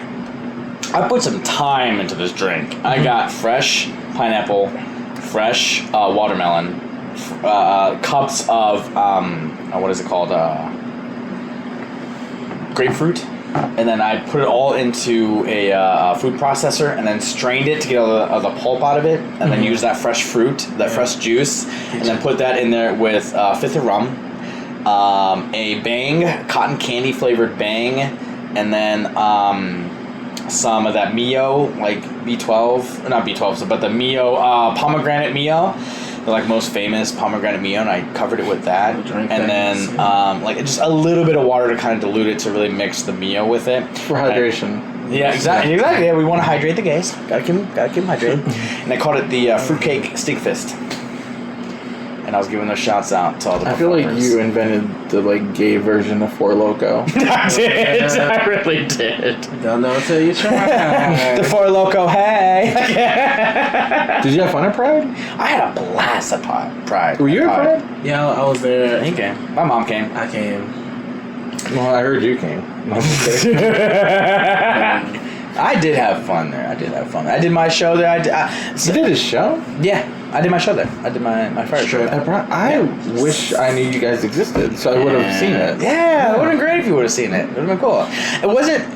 So with the kind of shows that were going on, I wanted to keep the momentum going, so I didn't do my full show because it can be like a half an hour show, sometimes a little longer, like an hour show. When I was in New York doing it, it would be like 45-minute hour shows, and I would do like 2 or 3 of those a day. Yeah. You stop whenever you see a good amount of tips. Yeah. So with this one, what I did was I just wanted to keep the momentum going to let the focus stay on the performer. So it was literally just me giving them time to set up for the next show. Oh. So I was like, let me just do a little teaser, Intermission, but joke fun with way. people, make it fun, and I donated all my tips back to Full Spectrum anyway. So Yeah. they paid me to be there, but I was like, I want to help my friends. This is my platform. This is what I can do. This is what I can do to help.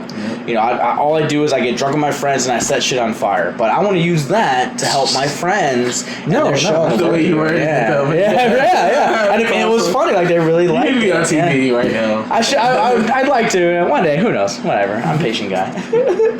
Just kidding. But so I think I got $75 in tips, and so I gave it back to him. I kept $5. I kept $5, but then I gave the rest to him. I thought it was $67. It was 74, whatever it was. But when I gave it to him, it was like around 69, $68. I don't remember what it was, but I kept $5 and gave the rest. Okay. I wish I saw. We had a booth there, my salon. Oh, what? Yeah. Wow, we literally walked around. We didn't even see it. Where were you set up We probably at? saw it, just didn't realize it was her. Yeah, I don't think I've might ever have seen been you it. until I went to that.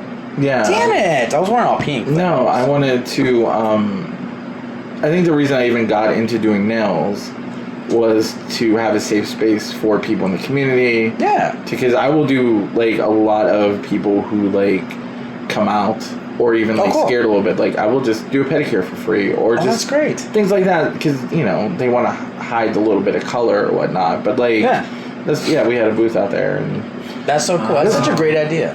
Like it really, it's a way for you to network, and it's also a way for you to say, hey, this is a safe space for you. No, and everyone can talk. This is our community. Here's my card. Here's the other options for you. There's people you can talk to. So that's a great segue for people that don't have any kind of anything. Even though social media is unlimited, but it's also full of bullshit, idiots, and assholes, people that can't commit, right? But with that's so cathartic to have that one face-to-face moment where you get this free, awesome. I love my pedicure. I couldn't stop talking about it. Yeah. But that one moment, like when you just have this one little bond with someone, and then you tell them, hey, whatever you need, I'm here. That's so cool. No, Eddie, do you call me a hero? No, I'm not a hero, Eddie. But I got somebody said that. I'm just doing my job. I heard hero, Eddie. Funny. We all don't wear capes. But I also sold a couple edibles, so it's fine. Some of us put their favorite card game on their nails. I like Uno. I love. Oh, you put the +4 on it, you bitch! Yes. Yeah, that's great. That is like the worst. The +4. That is a double fist. Do you ever notice like Uno has different rules versus like where you live and like. Yes. Like Uno is the one game up front where I have to be like, okay, it's like almost having sex where you like have to be like, this is what I'm into, this is what happens, stuff like that. It's like how you're raised because like there's the people where you just hit +2 and you pick up your cards the next person turn. But the people who know prison rules, it's +2, +2, +2. That's my way. What I mean? Y'all don't play we by play that. Prison rules. We play consecutive, and we do that plus the draw 4s. Draw 8, draw 12, draw 16. Do you guys do dummy cards? Yes. So if you Uno wrong, or whatever, like if you play out of turn, dummy card. Yeah, we do dummy cards. Dummy cards are very important. I think so too. I like that it keeps the game moving. So like if you had 1 or 2 cards left and you fucked up, then it's extra card, so now it kind of makes it, and it doesn't make it more or less fair, but it does bring a good dynamic to it. Uno has given me the same rush, anger, excitement that Spades has given me at times. You like Spades? I wish we had a 4th. Oh my god. Oh! Wait, for sexual things or for Spades? Why not both? Okay. I didn't want to say it, but I'm so glad you did. Remy, who I introduced you to, that was one of the people. She's that great. I'm always talking to her, and I'm like, She's who? Spades girl. Do you play Spades? And they're like, and we can never find. I'm never around 4 people at the same time who know how to play Spades. You gotta have a Spades girl. Oh, me. Yeah, like I didn't know you knew how to play, Shane. Fuck yeah! I love Spades. I can play Spades, hearts, clubs, anything, any card game. I can play any card game. Spades. Poker. I'm a really good poker player. I can't do the adding. Like that throws me off a bit. Do you play Ace, King, Queen, or Deuce, or Joker, Deuce? Joker, Deuce. Thank you. Oh, thank you, God. That is the best. You get more spades. It's such a better game. That's how we played in prison. Yeah. Literally. Yeah, it's prison rules. You get more spades. It's a much harsher. It's not. I don't want to say harsher, but it's a much more challenging game. Yeah. So more spades. More spades. No, we were talking about let's get in the queer community and let's have a spades game. And we have do you like poker? Play poker? Poker is. So I was introduced to poker at the height of World Series of Poker. I was introduced to poker at the same time people loved poker and loved Dave Matthews Band. And I hated both of it. It was both overrated. It was boring. Like, I didn't know what was going on. I don't know. I'm not a fan of poker. Fair enough. So I started playing poker when I was a kid, like a really young kid. Like at a table like 12, 13 years old, playing poker with my dad. Mm-hmm. My dad was a military guy, so I never really had much of a relationship. But with our family, with his side of the family, we had a really strong relationship with cards. So I was literally learning all kinds of card games. We'd play Bigfoot, Littlefoot. We'd play 7-card stud, 5-card stud. Texas Hold'em was Cadillac poker. Mm-hmm. We'd play it all. So like me being that young, learning poker, like I learned math skills, logic, how to read people in some way, because you have to look around the table and see life skills and shit. Literally, yeah, kids can. When you know your friend's lying, right, and then you play cards with that person, you know they're bullshitting you. Mm-hmm. and overbetting, right? Yeah. It's the same thing. It's a life lesson. Literally, you have to not only read how they bet, but what they're doing with their cards, how they're looking. They're like, whatever, all the tells, right? All the bullshit, and then you start seeing through that. So it's a really interesting way to read like a crowd. Or whatever, so you can take those kind of lessons outside of the poker table. But I just love playing. I could literally play poker. When I was in high school, we'd play poker all night for dollars. Like literally, we'd be up till like 5, 6 in the morning playing fucking cards. Were you out then? No, not really. Oh, okay. No, fuck. I didn't come out until I was about 20. I broke up with my girlfriend and came out of the closet. I have nothing bad to say about my ex-girlfriend. She was like the coolest, most badass. Tomboy girl, like she was a girly girl, but like she was very vocal, very intense. She was absolutely beautiful.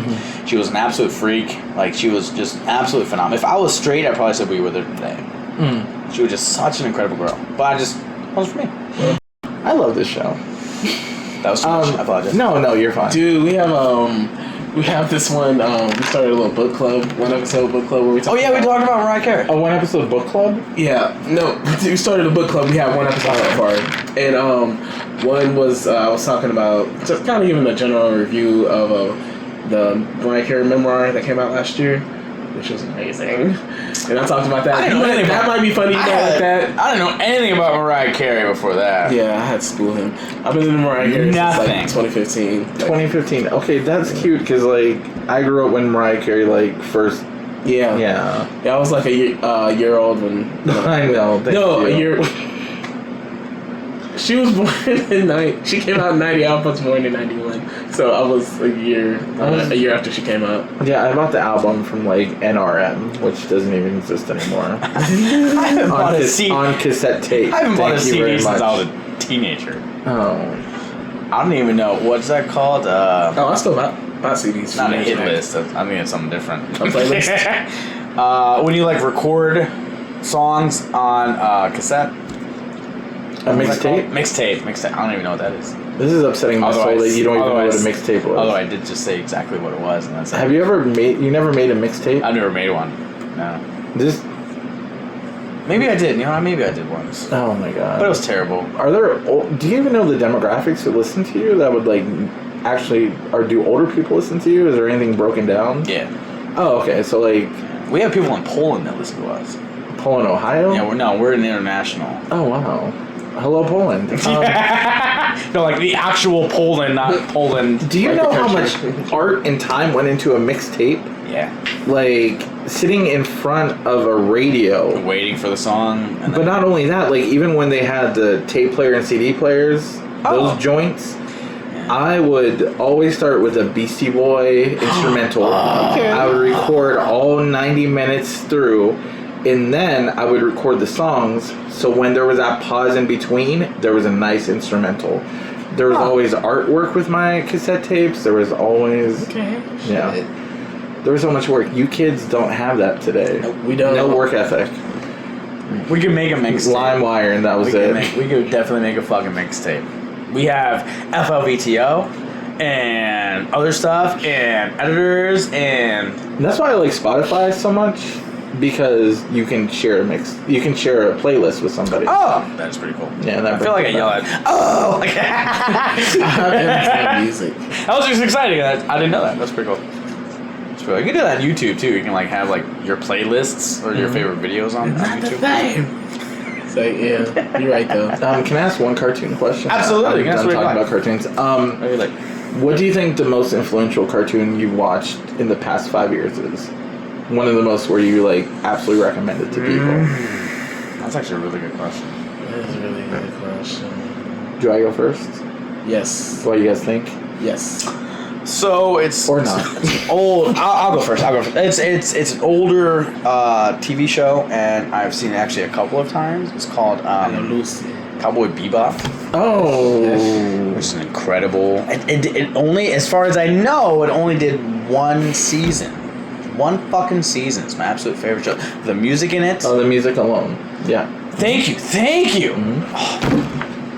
Incredible music, great voice actors, awesome stories. Like, again, things that you can relate to. Was Toonami a thing when you were young? Yeah. Fuck yeah. Okay. The same guy that played Spike did the voice of the Toonami guy. Spike. Yeah, who also did the voice of Buffy. Who else did the voice of? Go ahead. I don't know why You fucking interrupted. What the fuck? Where'd you come from? I'm just kidding. Spike Oh from my God, Buffy I the fucking Vampire forgot. Slayer. Did you watch Buffy? Yeah, I did watch Okay. Buffy. He got me into watches- Buffy. Yeah, because he was acting like the movie was better than the show for a while. It still is. That's terrible. I'm sorry. I'm But sorry. the You movie's have better. I'm sorry. You have to You're sit giving me next the to- look. Oh no, you like the show too? Okay, what do you like better? Have you seen the Buffy the Vampire Slayer movie? Of course. It's not in the theaters. Oh, thank you. And have you seen But the television series? The show is so much better than Oh, the movie. It's like 50 times better. losers! There's, I mean, We respect the movie. what did Uncle Phil tell you? Right. And that is what you use it for. I like him equally but differently. Exactly. Like, I went back and rewatched Buffy recently, Because of and him, it did change my mind. It's- Rewatching it. It is it's a good show. amazing. The reason Like, why I thought the movie was so good because it was such an organic vampire movie. It was really intense. It's about people that are born to be leaders and slayers, and it just so happened to be a woman. Mm-hmm. I liked that because that could have easily been some guy, right? But it wasn't. It was a woman. It was a strong leading woman. It was incredible. Not only that, Paul Rubens was in it. What you just Who's explained Pee Wee is not Herman? in the show, except for Paul Rubens. Right, of course, yeah. Which I'm surprised he didn't make a cameo somewhere throughout the series. I'm surprised he wasn't in it. But for those that don't know who Paul Rubens is, that is Pee Wee Herman. I know you want to talk to, but he doesn't know who Paul Rubens is. Thank you, yeah. Fucking A. They might know his name. Oh, he's Lothos in the movie, right? Yeah, yep. Lothos. He lost his arm in the film. Yeah. Yeah, that's it. Spoiler alert. But Yeah. So the only time that we ever really talk about Oh, no. spoiler alerts is if like it's yeah. relative. No, I get it. Yeah. Yeah. But so with you saying that, okay, then Buffy the Vampire Slayer, the TV show, Yeah. great fair. content, It amazing. was, it really was. You know what I mean, like And she has a great supporting cast, which she really didn't have in the movie. Willow and Tara, the relationship there, like I don't know how many like You know, yeah, that's a, relationships there were, but like that's a really good point. that was representation. Very natural. Yeah. You know what I mean? Like at the point there were, I lost my mom in the middle of that season, and there was one episode where Buffy's mom, she somehow got her to come back, and it was just a weird episode. Yeah, And, like, season 6. You know what I mean? And I don't even talk about the musical aspect of it because I feel like that's what everybody talks about, but get on it. Like, that is amazing. He did get me back into it. So when I was a kid, He did start to watch a couple yeah, I watched Yeah. Angel a But he little didn't bit. finish a season yet. I honestly spin-off? never watched Angel, so Did not like Angel. Ooh, you're missing out. It's something to watch. It ain't Angel all is that. pretty It good. ain't all that, Yeah, but it's the good. lead guy is Seasons 2 and 3. terrible. I don't want to watch her. Such a brooding terrible sis, man. actor. Such a terrible actor. Yeah. But I will say, what is her name? Not Jennifer. Is it Jennifer Love Hewitt? No. Who plays Buffy? Sarah Michelle Gellar. Yeah. Okay. I'm sorry. I got the three name mixed up. But I did think she was really, really good in it, and she was badass. She didn't do a lot of. She didn't do like all of her own stunts, but there was a lot she had to do, and that's difficult work. That kind of. And I've talked about it before. I like stage combatant or film combatant work. That's its own thing. I think that's like one of my favorite things about these kinds of TV shows is the fight choreography in it is actually really good. Like even going back and knowing it's kind of cheap and campy, still is good fighting. It's still really good fighting. It's really intense. Sometimes you're not knowing. You're like kind of fighting with them a little bit, and I love that. I like when you can do that with a film when you make someone feel like they're in the fight with you. That's a very important thing. It's arguably breaking fourth wall in its own way. Okay, so that is the thing you watched in the past 5 years that you would tell somebody to watch? What did I say? No, it was Cowboy Bebop. Oh, okay. Cowboy Bebop, okay, yeah. Cowboy okay. Bebop, another one had a great story. Mhm. Spike was incredible because he had a fucking sword. So I have sword collection. I'm a bit of a... You have a sword collection. That yes. just says a lot right there. Yes. When somebody has to tell you they have a sword collection, He's seen only some of the things that I have. I'm real big. I love weapons. I like Pause. all kinds of stuff like that. I'm real big into self-defense and learning. do you tell the history of your swords as you're showing each one? Oh, absolutely. Every kill, too. Just kidding. No, not that weird. I mean, it's okay. I just sleep at the bedside with a samurai sword, and I have a club I don't under judge. my pillow. No big deal. 9 9mm under the bed.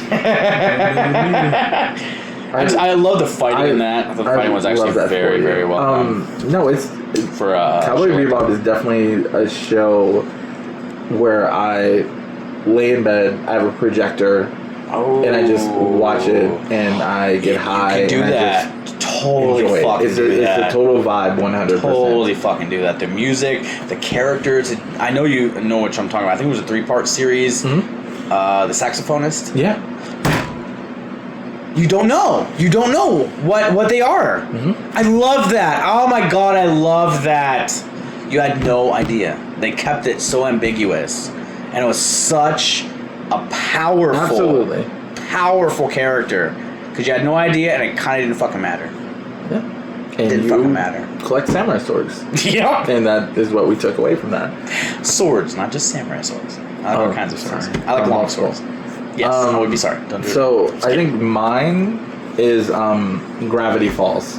Oh, I haven't heard of this. Oh, that's new. It's, Is it? Okay. It's been, Yeah. I mean, I don't know, it's been the past like 5. 5-6 years. Okay. It is a very weird, heartwarming story of like 2 kids who go to their uncle's house.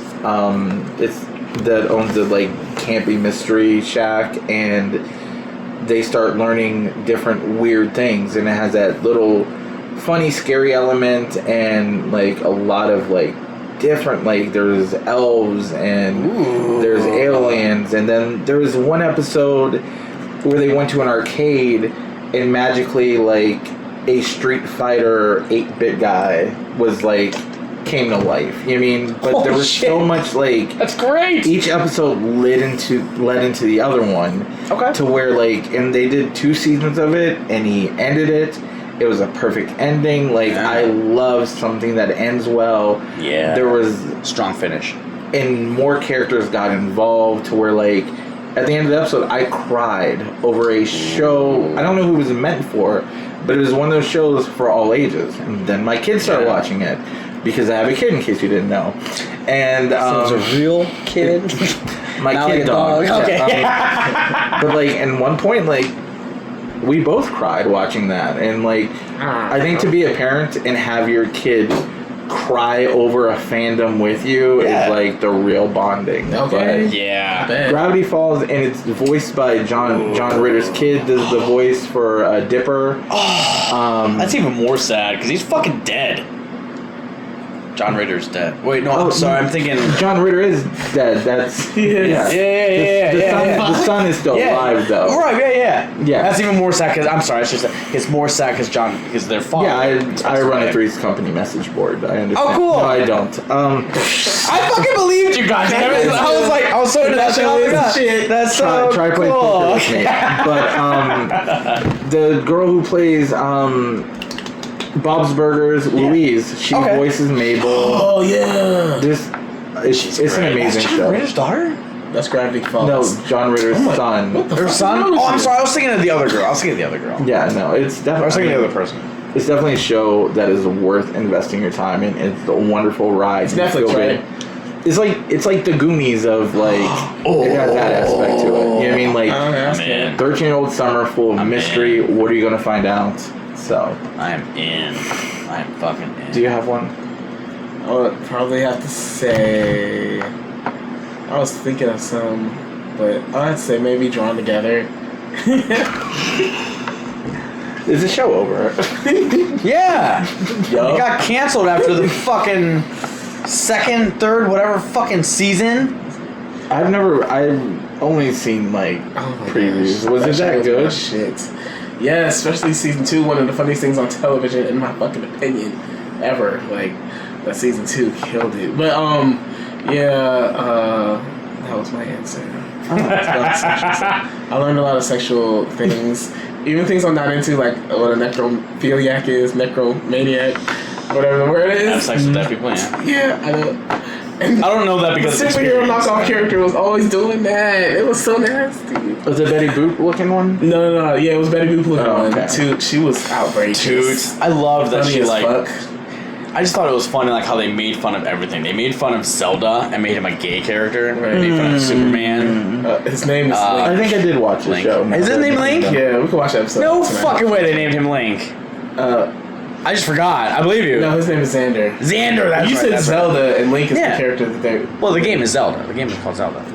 but it's about The character's name is Link. They made fun of Zelda and made the main character gay. right now. Go ahead, I don't care. Call me whatever you want. I've argued this for years, so I understand your frustration. But anyways, yeah, that Betty Boop character is probably the funniest one, and she's not the villain. The Disney princess one is kind of the villain because she's a white racist, basically. She's very textbook racist. Like I've now realized that I think I've watched every episode. As I'm saying, I've never seen this. Yeah, it's so fucking the funny. lemonade stand. I love that they made fun of reality TV and every single like kids show all in one. It was the most hysterical fucking thing I've ever seen in my life. Then they canceled after the fourth season. They made a movie though, which was cool. Yeah, 3 seasons. The movie, movie, which is fucking sweet. It was 3 in the movie. Okay. It was literally the Firefly of cartoons. Yeah. Okay. Another great show that they had to end with a movie. Bad Jaws. I saw the movie before I watched it. Me too. Yeah. And that ruined it. And I started watching Firefly and I said, I don't like this show. This show is not for me. I watched it all in one day. I said, they killed Andy. This song is stupid. And then by the last episode, I was singing that song crying. Like, that was a good movie. I love it. Really. What I loved about Firefly was that is a movie you could watch having never seen the show and see a good movie. Same with the Mortal Kombat. We actually had an episode about you Mortal Kombat fan? Yeah, I love Mortal Kombat. Oh fuck! Like, you're fucking awesome. Thank you.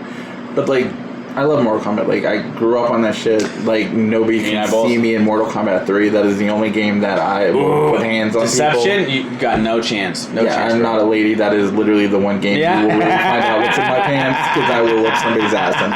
Arcade version or home version? Home version and arcade version. Okay. And Ultimate Mortal Kombat 3. Ooh, Ultimate's the best. Yeah. It just has more characters. Yeah. It's a good game. Trilogy has the most. Cabal's by shit. Who's your favorite in that one? Cyrax and Sector. Ooh, those guys are good. They have teleport attacks.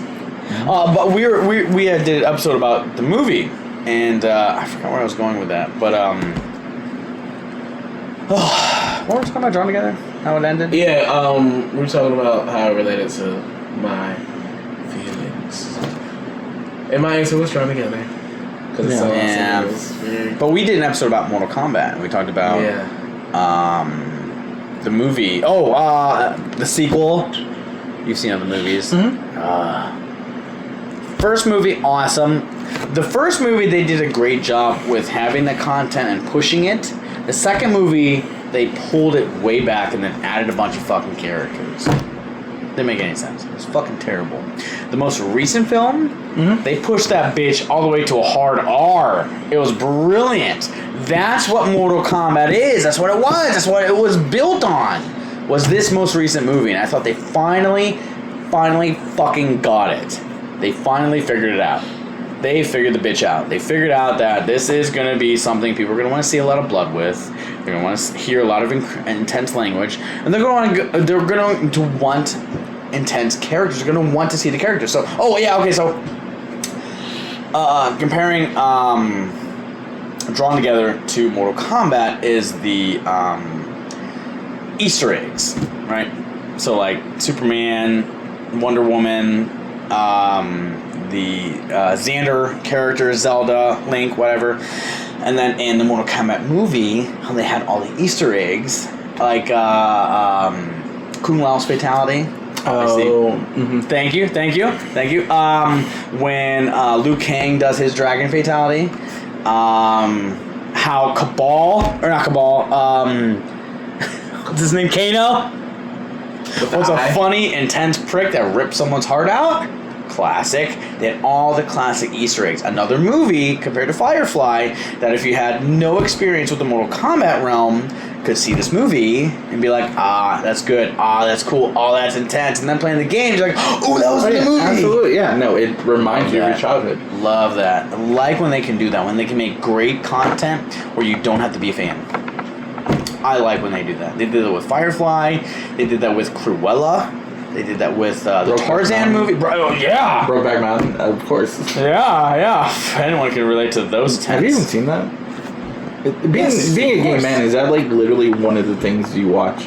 Yes. Are there staples? It used to be a staple. I don't know if it is now. I mean, it came out in 2004. It should be. It was It was both. I've never seen it. Heath Ledger and Jake Gyllenhaal. Jake Gyllenhaal's first Oscar nomination. They both got Oscar nominations. But yeah, that is kind of a gay staple.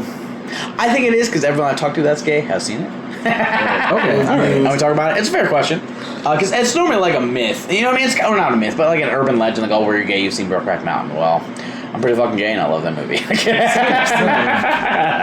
It's a fair question. It's a pretty fair question. I just didn't know if there were like movies must-sees for like. Yeah, I think it is because. Have you seen it? I haven't had no interest in seeing it. Okay, cool. So you've seen it, so we can spoil it. So, one of the characters in it. Have you seen it? You've seen it. Yeah. Okay, you're black, so it's cool. Is it spoiler that they're gay? No. Oh. One of them dies in it. He gets beat to death because he is found out to be gay. Oh. The hot one gets it. Yeah, Jake Gyllenhaal. Wow. But the sex scene previous to that in the movie, oh my god, it's so great. He literally, like, when they get into it, he literally just spits in his hand, just goes at it. That's. I don't know why. I just watching it like that in that parameter, like me being young and like having similar experiences or like wanting, you know what I mean? Like when you see something in a film that's so close to what you'd want to do, like, you know what I mean? Like you have that No, I get that. relation to it. So like seeing how they were behind closed, seeing them as a relationship, and then seeing them closet. Because later in the film, you'll see them like hang out. It's like, oh, buds, we're gonna go fishing, have bud time, and go to the bar and get some beers, like guys. And then they go get a tent, and go camping, and have sex. Yeah. That's exactly what happens. How many people have experienced that? I've never. Excuse me. Fair enough. Never. As a gay guy, like No, I did, but I think one of the queer and like lesbian movies that was a staple was But I'm a Cheerleader. Yes. Absolutely. That's actually based on a true story. They actually had gay conversions. No, absolutely. But yeah. A lot of people got PTSD from them. A lot of people were Okay, that's cool. Now tell us why about I'm a Cheerleader again. Are you gonna elaborate on that? Oh no. That was it. You'll let him talk. That's all. I mean, yes. I'm not let me hearing talk about about podcast. spitting on somebody's hand and jerking them off. That was a really good movie. That movie is really good. I do really like that movie. It was a really intense gay drama. Natasha did really intense gay drama. Really intense gay drama. Anna Plus Faris the guys were really hot in it. Oh my god. The guy from have you seen the newest Hellboy? Dante something was in there. Have you fuck? I think you might know him. And Eddie Sebian is in there. I don't know. Sebian? I don't know how to say his name. If you were to watch that movie now, you would see people in that movie that you didn't know who they were. You know what I mean? It's one of those. Yeah. Like seeing Heath Ledger in a movie in the beginning of his career and then seeing him now. You know what I mean? It's like you didn't know who that was until you've seen his other films. Kind of thing, I guess. I mean, Jake Gyllenhaal is always Donnie Darko to me. So. Yeah, that's true. That's an independent movie. Mm-hmm. They made like 4 of those. There's like 3 of those. Samantha films. Darko, which was not good. None of them are good past Donnie Darko. Right. But, I mean, that's fine. Because they did the same thing with The Crow. So The Crow was essentially... Thank you. Yeah. So the first sequel was okay. It did have one of the Power Rangers in it. It was okay. The City of Angels. It was good. It wasn't bad. It was good. I liked it. I did like it. Sci-Fi took it over. God damn it. It was supposed to be a trilogy with Brandon Lee. Obviously, we all know what happened with Brandon Lee, which is unfortunate. But it was supposed to be a trilogy with Brandon Lee, and in the first film, in the comics, in the original '80s comics, there was a character called Skull. Have you? Okay, cool. Yeah, absolutely. So you know who Skull Cowboy is? Nerd. Mm-hmm. Yeah. So you know who Skull Cowboy is. He's the entity that teaches the Crow, Draven, how to use his powers and what he's capable of, and what the rules are that he ends up breaking and staying on Earth as an immortal. Which is a very important part of the comics because he stays on Earth, and in later comics, like he develops drug problems and becomes a sadomasochist and starts doing really, really, really crazy things. But in the film, they actually had a deleted scene where he was in it. Skull. I don't know why I keep saying Skull. Skull Cowboy was actually supposed to be in the Brandon Lee film. They actually even filmed it. But then they had deleted it. So it was actually a deleted scene where they were like, it's just too... Although it is arguably sci-fi film, it's a guy that dies and comes back to get revenge. It's sci-fi gets. But they were like, they didn't want it to be too extrovertedly sci-fi. They wanted it more realistic if it was going to be a sci-fi film, so they kind of cut it out and then added more. They wanted it to be black and white. You're passionate about it.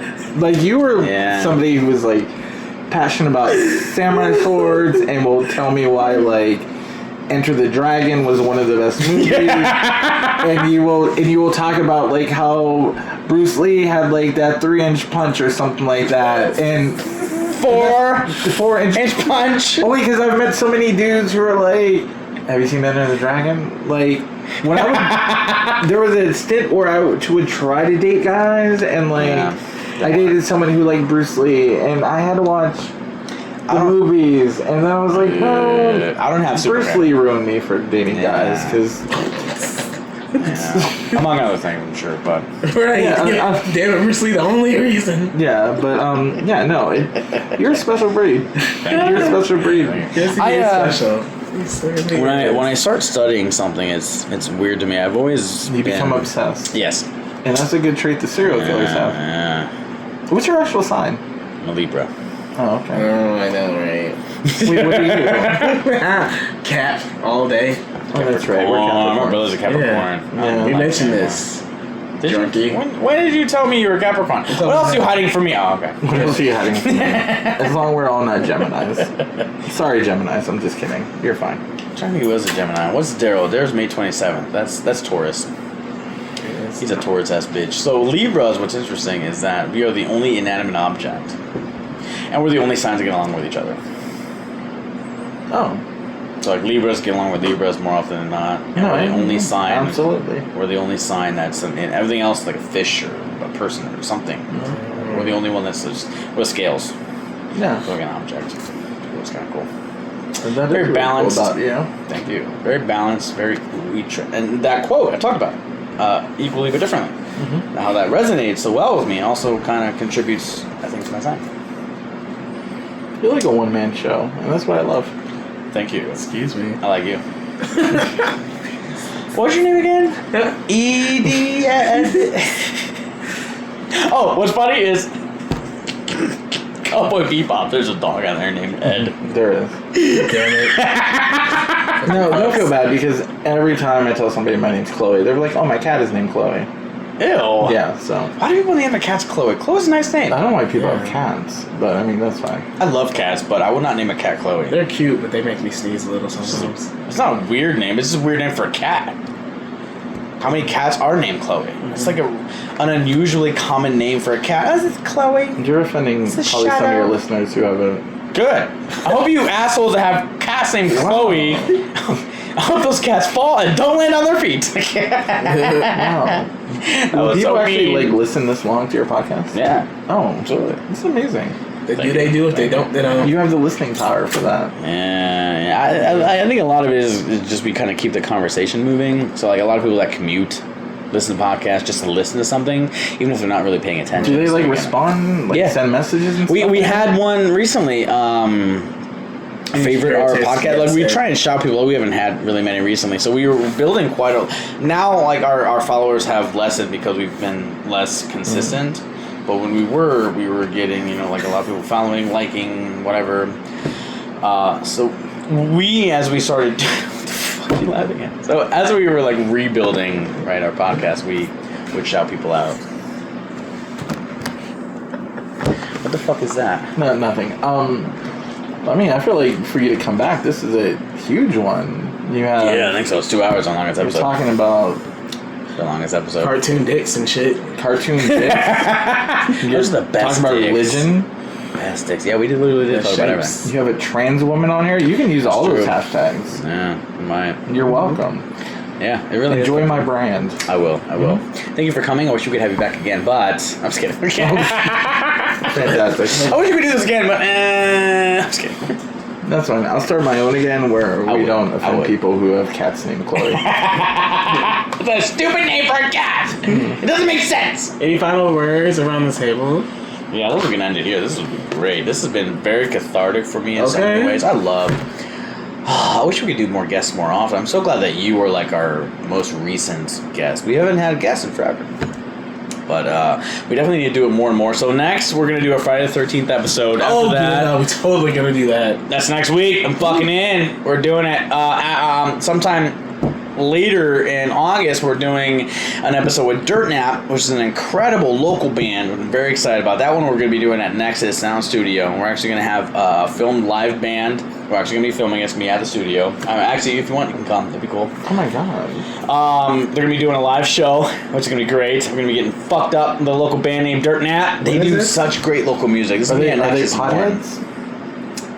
Probably. Okay, I love it. Yeah. I vibe with the potheads. No, that's amazing. Holy fuck. Yeah. I need to listen to this podcast. What's the name of this podcast? Actors again? Lounge Okay, Podcast. fantastic. Yeah. We love our fans. We love you guys for listening. It is Shane you. Nicholas, my good friend. More finesse. And as always, our good friend. She's new. She's wonderful. She's great. She's one of a kind. Do I have to talk like that? Sunday.